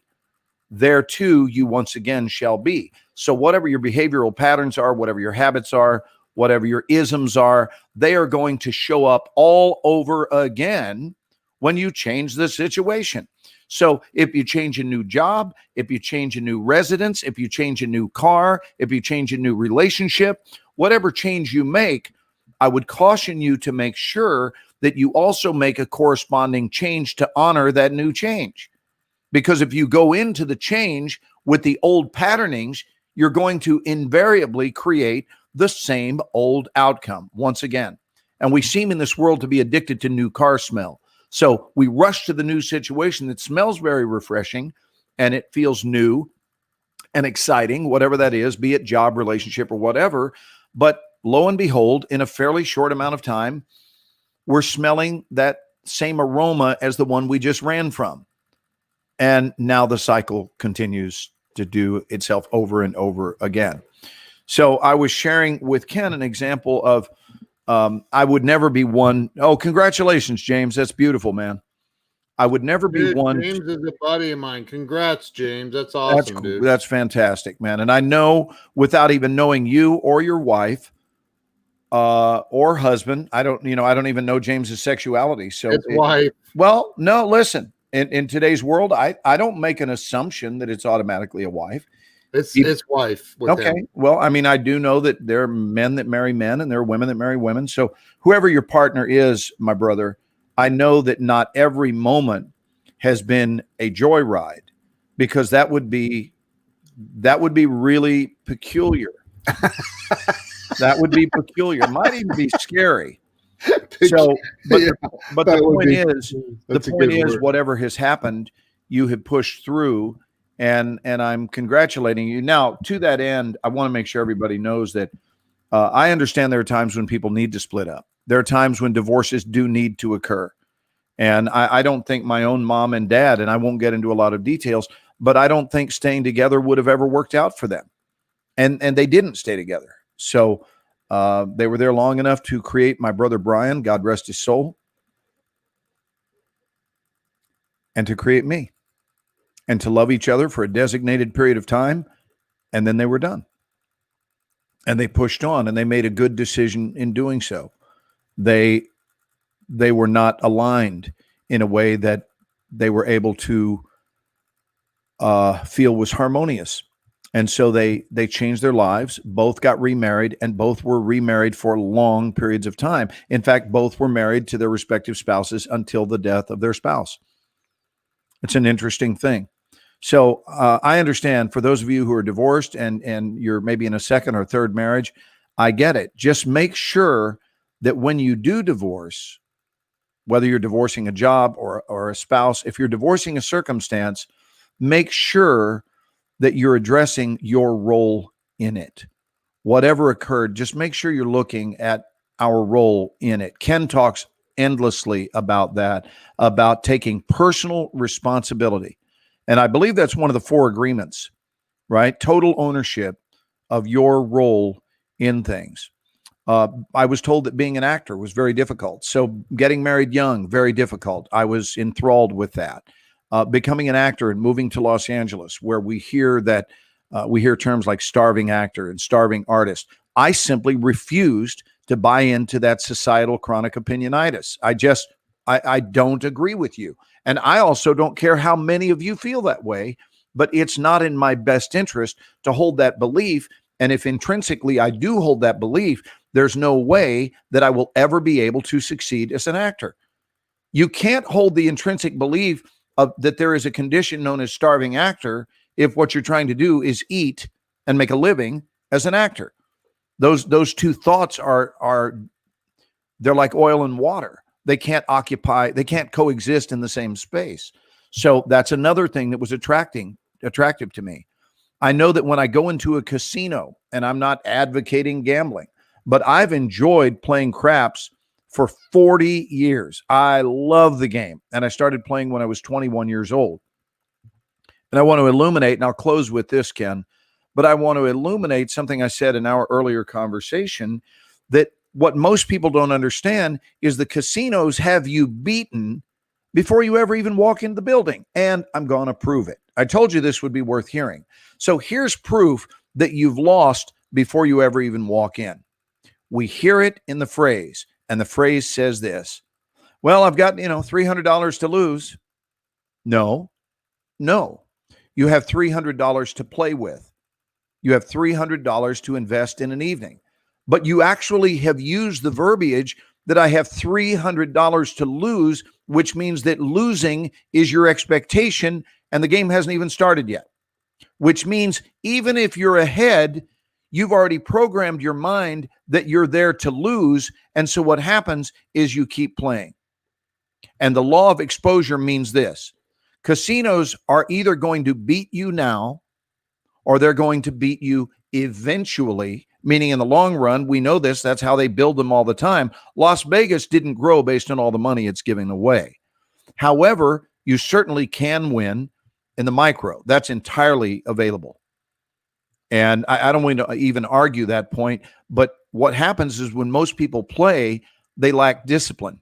So it doesn't occur to them that when they're ahead $400 or $500, you actually could stop, walk over here 100 yards to the window, and turn those chips into spendable cash and leave the building. That's an option. But that option is incongruent with the held belief, the already made up mind. It's a big expression in metaphysics. The already made up mind has decided casinos aren't about winning. Casinos are about playing. And I know I'm going to blow the money, so I'm just in here to blow the money. I think the thought that you're in there to blow the money is a prevailing thought throughout many people's lives. That they're really holding the thought that I'm just down here kind of hanging out. This is where we come up with expressions like, I'm just killing time. I want to tell you something. When you get to the end of your life, you're going to wish you hadn't said, yeah, I'm just killing time. I'm just killing time. I think it's one of my least favorite expression, not least favorite. It's a terrible expression, the idea. So yes, in general, James, so not just in gambling, it's okay and it's even wonderful in life to walk away ahead. And it's entirely doable. You just stop. You stop and you go, I feel good right now. You know what? I'd like to preserve this feeling. But here's what Las Vegas knows. And here's what the gaming world knows in general. They know that human greed will do more in their favor for them than the odds will. Yes, the odds are going to work in their favor long-term, macro. Micro also, but macro for sure. But more than that, they actually count on the spirit of not enoughness to roll over and even show up in gambling. So this spirit of just not feeling enough or not having enough, the already made up mind wants to chase more, because we've been told wrongly, by the way, we've been told wrongly that more equals better. It's a lie. It's a lie. It's a lie. More does not equal better. Contentment equals better. Content with the wonderful that already is. Enoughness. You want to know where a great career comes from? It comes from walking into a room with a sense of enoughness. In other words, I don't need your job. I don't need it. I'm grateful for the opportunity, but I was well before I walked in here. I'm well during this meeting with you folks, and I'm going to be well when I leave this room. So that sense of enoughness is everything. Anyway, let me bottom line it, Ken. I take huge pleasure, as I said, like a bug drawn to a light, of going into things that are esteemed to be challenging by society. And I think that those beliefs are fairly easy to prove wrong. You just simply have to abide by a different bandwidth of thought. You can't be governed by the beliefs of society and ever expect to do well in this world. You know, exceptional lives are lived by exceptional thinkers and exceptional doers. So if we're going with what we've been instructed to go with, it is a guaranteed formula. It is a perfect recipe for a status quo existence. And if status quo is good for you, then fantastic. And I do mean that sincerely. Fantastic. Don't change a thing. But if you want more with your life, you're not going to do that with status quo thinking.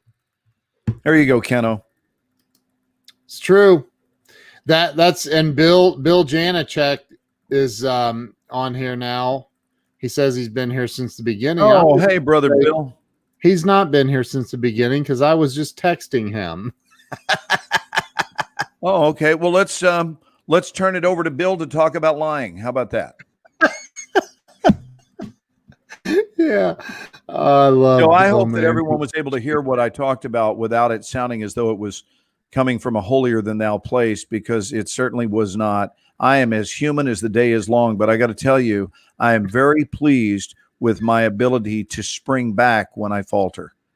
Well, You know, and I because think that's all that's left when we falter is, what are you going to do now? You're laying there knocked off the horse on your butt. Are you going to lay there and feel sorry for yourself? Or are you going to get up and learn from whatever just took place and get back in the saddle and ride not only again, Ken, but ride better? Right. But To ride see, better. that's because you have the mindset for it. You have the mindset for The it. mindset for what? To win. Oh, You okay. expect to win. You don't expect to lose. You went to you and you've mentioned this on our show many times, and I'm going to say it again.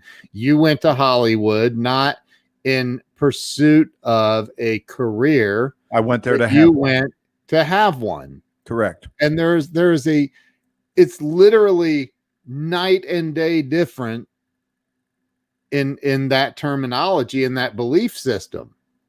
If you go anywhere to pursue something, that means that you're going to have to really, really, really, like, there's a good chance you're not going to catch Right. it. Well, you know that I'm not a fan of the word pursuit. And for those that are tuning in for the first time tonight, I want to prove to you that you only use the word pursuit.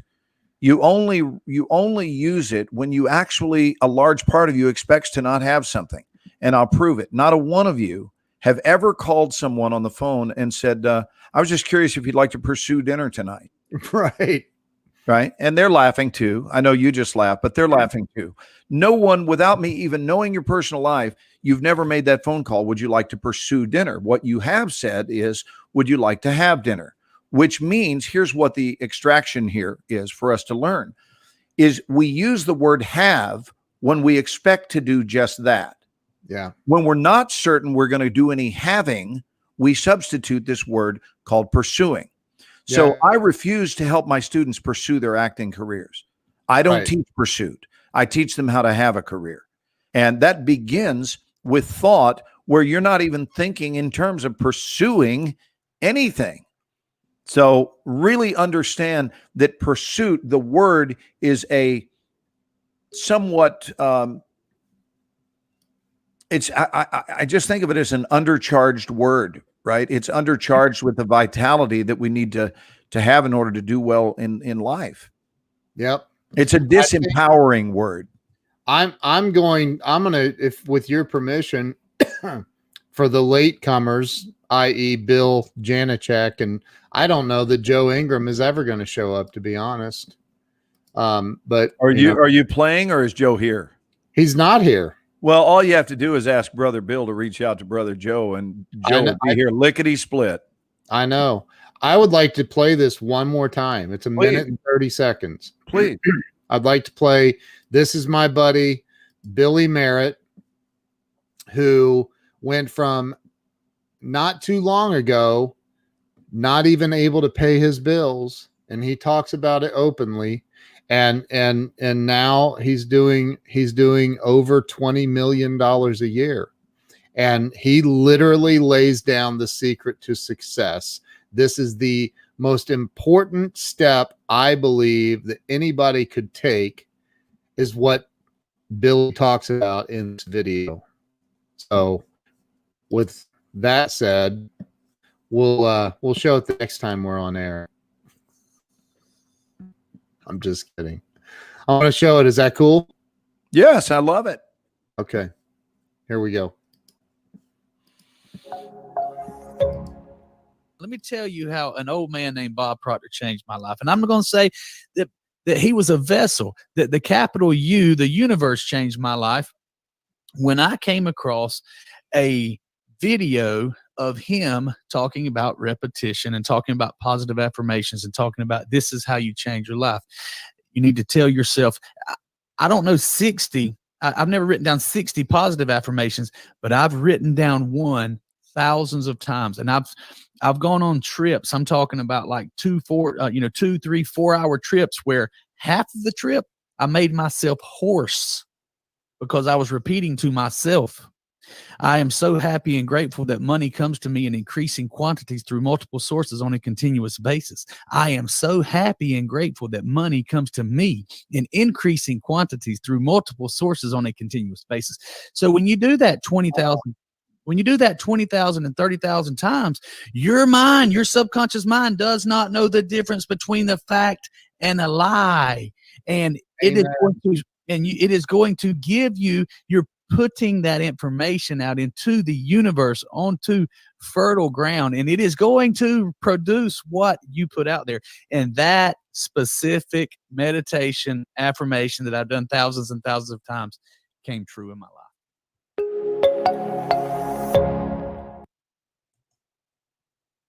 That's it right there. Yep, that is it. And again, you know, it can be with anything. It can be with, it doesn't have to just be money. And trust me, Billy is a client of mine. He's a good friend of mine. The guy is one of the most generous people with money I've ever met in my life. And he everything he sees as an abundant universe, because he knows that money is constantly flowing to him from multiple sources on a continuous basis. He knows it. He knows it because he told me on a phone call, he goes, bro, I'll bet you I'll bet you I've said that 20, 30,000 times out loud, thousands and thousands of times. It's going to leave an impact. You're going to have a different view. What's that? I said, how can it not? Right. I want to, will you illuminate this message from Spencer? I was just going into our chat back. Spencer Hughes says, I cringe when people say another day in paradise when they are being sarcastic. I mean it. You guys do too. So, Spencer, my brother, you have hit on one of my least favorite expressions, because your life knows that you're being sarcastic. So I actually believe this, and I believe it strongly, that our life knows the truth about how we feel about it. It knows the truth. So when we're being sarcastic and someone asks you at your job, how are you? And you go, another day in paradise. You're basically telling yourself at a molecular level, my life sucks. Right. That's what you're doing. And if your life sucks, you might want to fix that and put that in high priority modality, because it's very dangerous if you're being sarcastic in the matter of how much you're not enjoying your life. I think it's beautiful if you say another day in paradise and you mean it, right? Ken, when I ask him how he is, he often will say, well, give me some of your answers to that, Ken, when people say, how are you? If you ask me, I just said it a little bit ago when we were on the phone, few hours ago now. It doesn't seem that long ago. But you said, how you doing, man? And I said, bro, if I was any better, my name would literally have to be changed to Glenn Morshower. And I, in turn, said, and if I was doing any better, I'd have to change my name to Ken Walls. Ken Walls. Yes, I did. That exchange really did happen. It did happen. I want to encourage you guys to go write down. I'm going to give you some homework tonight, because we often don't give out homework. So here's some homework. I want you this weekend, okay? Not like at some point in the not too distant future. No, do it this weekend, okay? Like, get off your ass and go do this. So here's what I'm going to put you to the task of.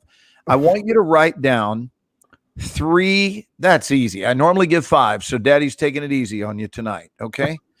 Go write down 3 ways in which you can creatively respond to the question, how are you? It is the most commonly asked question in life. How are you? There's no question that is asked that daily worldwide more than that. So here is the most common answer. I'm fine.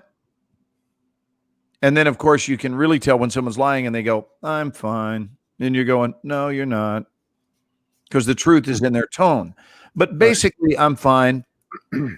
We can tell that most people really don't mean it when they ask, because I've heard this one, and I know you guys have too. Someone will go, Ken, you know you've seen it when people go, hey, how are you? And the other one goes, how are you?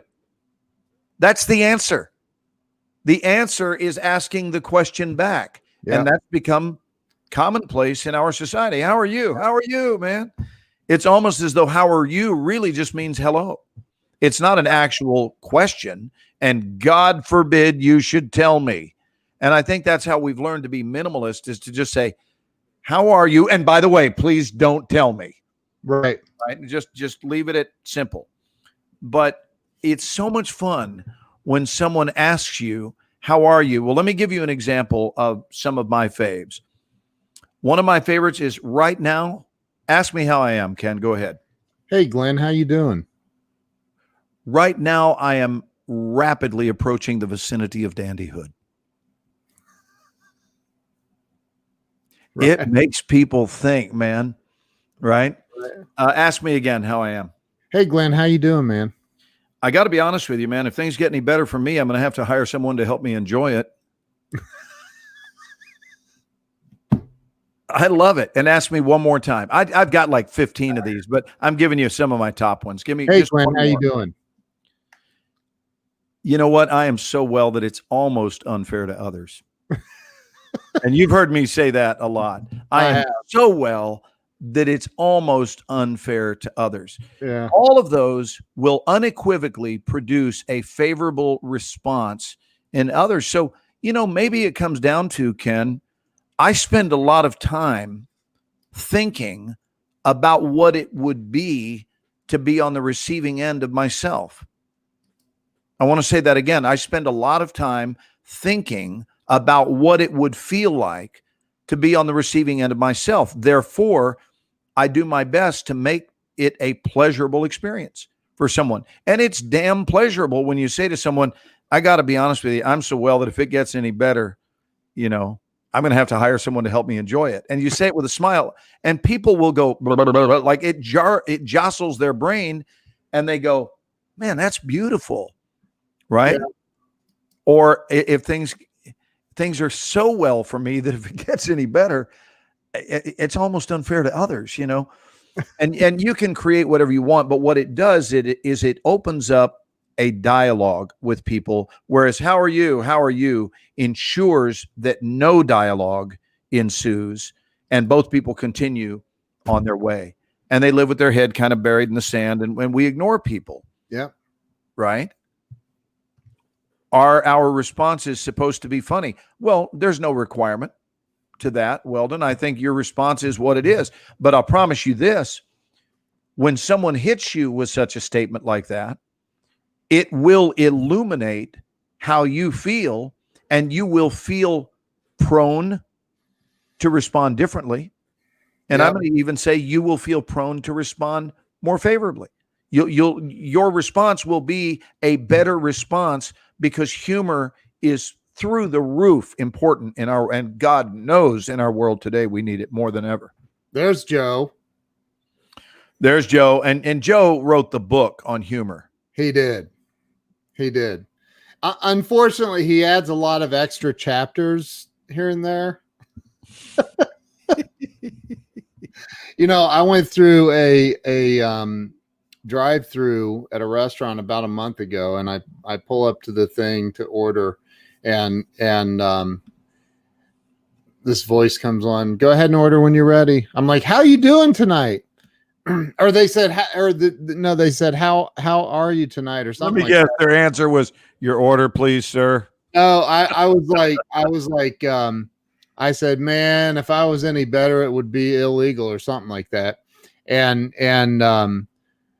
I said, how are you? And I had this really upbeat, and the dude was like, well, we've been backed up all night, all the way around the building. It's been absolutely, and it's been horrible. And we're absolutely out of this, and this, and this, and this. And I haven't even had a chance to take a piss yet. Literally says that, those words exactly across the speaker.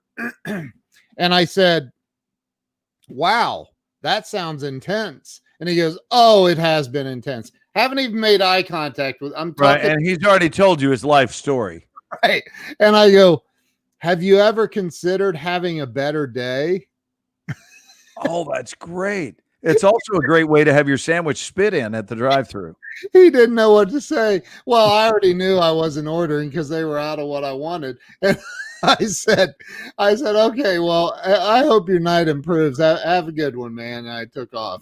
But people are programmed to respond. And when you get, and I've been there. This isn't me judging. This is me making an observation that people are programmed to respond to things negatively without question. And they'll take a negative situation that happened, and instead of framing it in some sort of a positive manner, they'll twist it and try to make it into something. And then it just becomes, you're in the town of inevitability, Bill.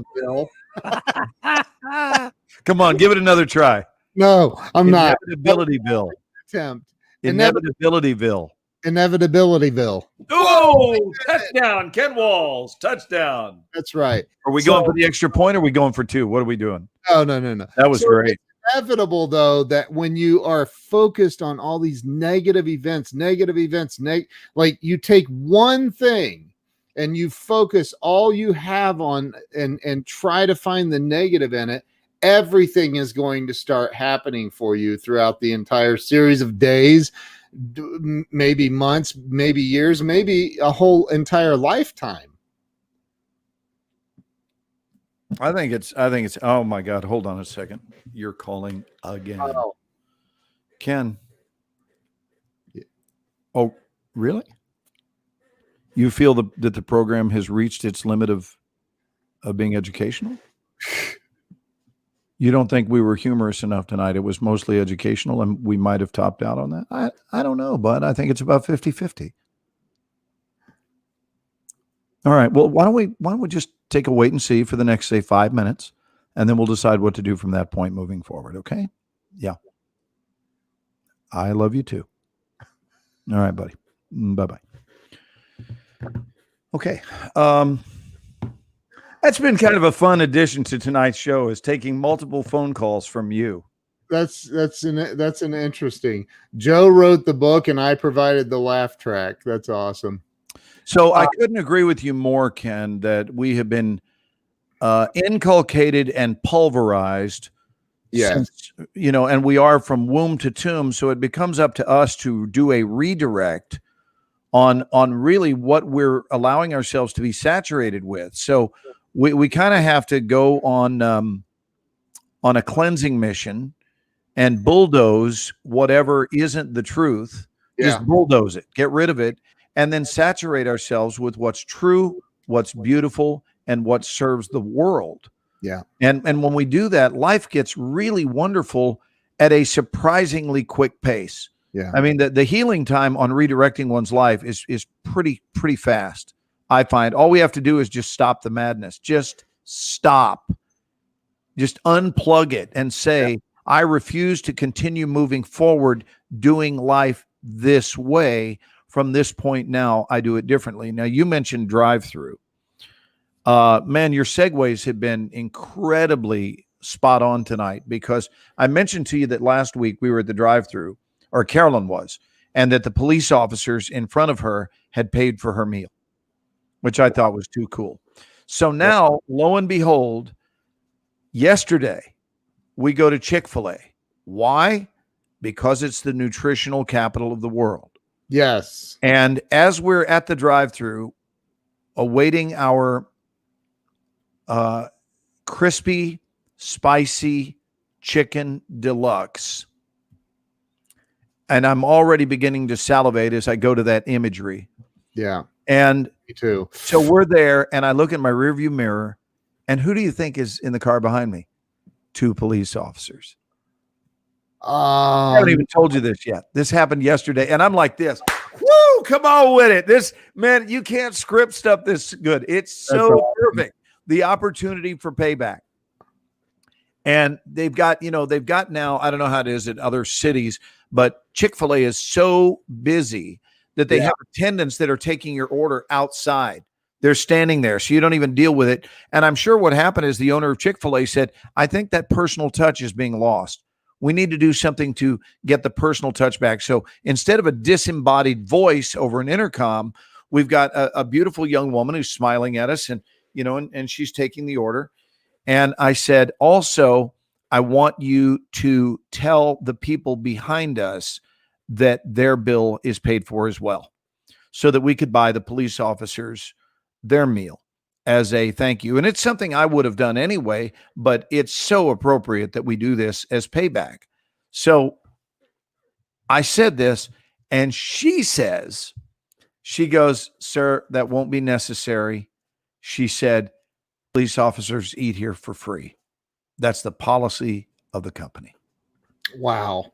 And I went, oh my goodness gracious. Is that ever a beautiful way to really reinforce our faith and give them a nod and a thank you for doing a job that is certainly important to society, and albeit imperfect at times, in fact, dreadfully imperfect at times. The overall truth is most of these officers are doing their job. They're doing a job that I wouldn't want to do. They're not paid well to do it. Yeah. And they're certainly not supported by society in general these days. In fact, I had a beautiful conversation with an officer about a week ago who told me that he'd been an officer for over 20 years. He said it was the worst time in the history of his career to be an officer. And I was very saddened by that. So here was my turn to pay back and buy their meal. And then I find out, so let's review full circle. Police officers, unbeknownst to us, purchase our meal from the car in front of us. Wow. I go to pay back the goodwill. She then says, I'm going to tell them what you were going to do, since I don't have to do it anyway. So they were still blessed with the news of positivity. Yeah. They were blessed with the news of positive intention that the car in front of you, gentlemen, just so you know, they didn't know about the you eat at Chick-fil-A for free. And that's not just Dallas Chick-fil-A. I believe that's a national policy that police officers eat at Chick-fil-A for free. So I do want to salute the owner of Chick-fil-A and say that is a beautiful way to say, it's a beautiful acknowledgement, frankly. Did you say, But well, everybody won? In other words, even the girl there won because she saw some people who wanted to buy dinner for the police And then our good news is that the good deed we wanted to do was going to be free. Did you go back and hand them a $50 bill and say, since I'm just kidding. Wow, you know how to just crap upon a great story, don't you? Oh my God. What happened to being positive? Wow. I would like you to ask yourself that. Where did that come from? Well, guys, since I couldn't buy a meal, here's my bank card. Just take as much out of my account as you need. Look, my heart was in the right place. Absolutely. And I will spend that money on the next police officer and go pick up their check in some restaurant or whatever. Yeah. But it was just a beautiful story about full circle. I mean, it's a story about full circle reciprocity, and I'm just grateful. Look at Joe and Bill are having their own conversation, saying that I gave you the questions ahead of time. I think, look, Craig Duswalt, I got to speak at Craig's event tomorrow. And yes, Craig, we are still here because that's what we do. And right now we're at 2 hours and 5 minutes. 2 hours and 5 minutes. So, but we're talking about important things like Chick-fil-A and In-N-Out. And it's Joe said that they do the same thing at In-N-Out. I know. For the police. You know what? That's the only thing I really miss about living in Vegas. In-N-Out, man. We don't have them in Ohio. Ohio needs to step it up and get with the program. You know what I'd rather see? Whataburger. Yeah, Whataburger would be nice there. We have them all over the place here in Dallas. Better than Here's a little trivia fun. Do you know where Whataburger was formed? No. Corpus Christi, Texas. And the original building, the very first Whataburger, is still there right at the shoreline. You look out over the beautiful bay, Corpus Christi Bay. So if you're ever in Corpus Christi, go to Whataburger and you'll know that the one that's in downtown Corpus, that is the original Whataburger. My buddy Rich Trevino is down, and he told me, because when I was in Dallas a couple of years ago or a year ago, whenever it was, he's like, dude, I was talking to him on the phone. I said, I was talking about maybe driving to Corpus Christi, but it's a full day's drive from Dallas, man. It's like way the hell down there. Well, you can eat at Whataburger in Dallas, Yeah. And so he's like, dude, have you had Whataburger? And because I was talking, I go, oh my gosh, there's an In-N-Out. I'm gonna stop there. And he goes, dude, have you ever had Whataburger? And I'm like, what? What's that? What is it? And he's like, oh my gosh, it's so much better than In-N-Out. You have to go get a Whataburger. So I did, and then I was there for I think 3 or 4 days. I did not eat anything except for Whataburger in the entire time I was there. That place, wow. Skyline Chili. That's up here. I love me some Skyline Chili when I'm in Cincinnati. Oh, Skyline's. I shot a movie in Cincinnati, and someone said, you need to have our Skyline Chili. And they squinted at me when they said it was weird. You need to have our Skyline Chili. Yeah. I'm like, okay, but what's with the squinting? Hey, Ken, ask me this. Ask me how much better the original Whataburgers are at the one in Corpus Christi versus the others. Ask me that question. Go ahead. Where are the ones at the original Whataburger in Corpus Christi? They're not better at all. They taste exactly the same. I figured. I stopped at several Whataburgers and they were very consistently good. Yes. Oh, JR knows about Skyline all the way. Oh man, Skyline, they're tiny. They give you these tiny little hot dogs on these tiny little buns with some chili on it, onions if you want onions, mustard, and then they pile cheese, shredded cheese, and it's statistically their customers live 10 years less, but nobody cares. Every one of them are smiling in the casket. Every one of them. I'm gonna go get Skyline tomorrow. It's a hike from where. Wait a minute. Do you have them in Marion, or you have to go down to Columbus? Oh, I have to drive about 30 minutes. All right. Can we do Skyline Chili together when I come see you? Absolutely, dude. See, you did the Ken Walls. You got all bug-eyed. Yeah. You'll play it back. You went. You Yeah. got excited. Coming up, by the way. I mean, you know, the pandemic's over, dude. Oh, I thought it didn't end until the election. Well, right, but Isn't that the date you gave me? I believe I said November 4th. It should be Right. on its way out. Like it knows exactly when it's going to end. I love that. And Hey, I got to bring this up, man. It was and I almost reposted it. I just thought, you know, it's gonna just piss some people off, but well, I don't know why I care. But so, so there was somebody posted this thing about how in 2020 we grab a filthy mask that is laying in our cup holder in our car that we put on. We go up to a restaurant wearing our filthy mask that we've worn for 6 months, and we go into the restaurant. They say, "Okay, come on," and we walk past 40 people that are seated, and the virus they have their invisible force field up around the table so the virus can't get them while they're sitting down to eat. And then they go sit down, they take the mask off, and the invisible force field goes up around them.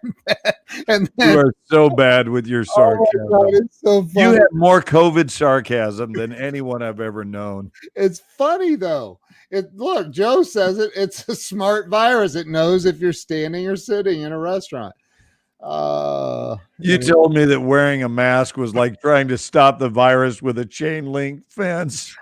I said it's like trying to keep mosquitoes out of your yard with a chain link fence, right? Yeah. Right. So So listen, Bill just made an observation. I don't know if you saw it. He said you guys went from deep thoughtfulness and spiritual oneness to burger talk. And yes, that's the beauty of the Ken and Glenn show. That is the beauty. That's the beauty, is we don't make plans. Do you think this has a script? Do you think we talk about what we're going to talk about in advance? The answer is we don't. We just go, and we figure you guys like it. So Yeah. Hopefully we're right, or we're going to lose our audience. Well, we're down to literally just Joe and Bill. Just Joe and Bill are here. Well, that's cool.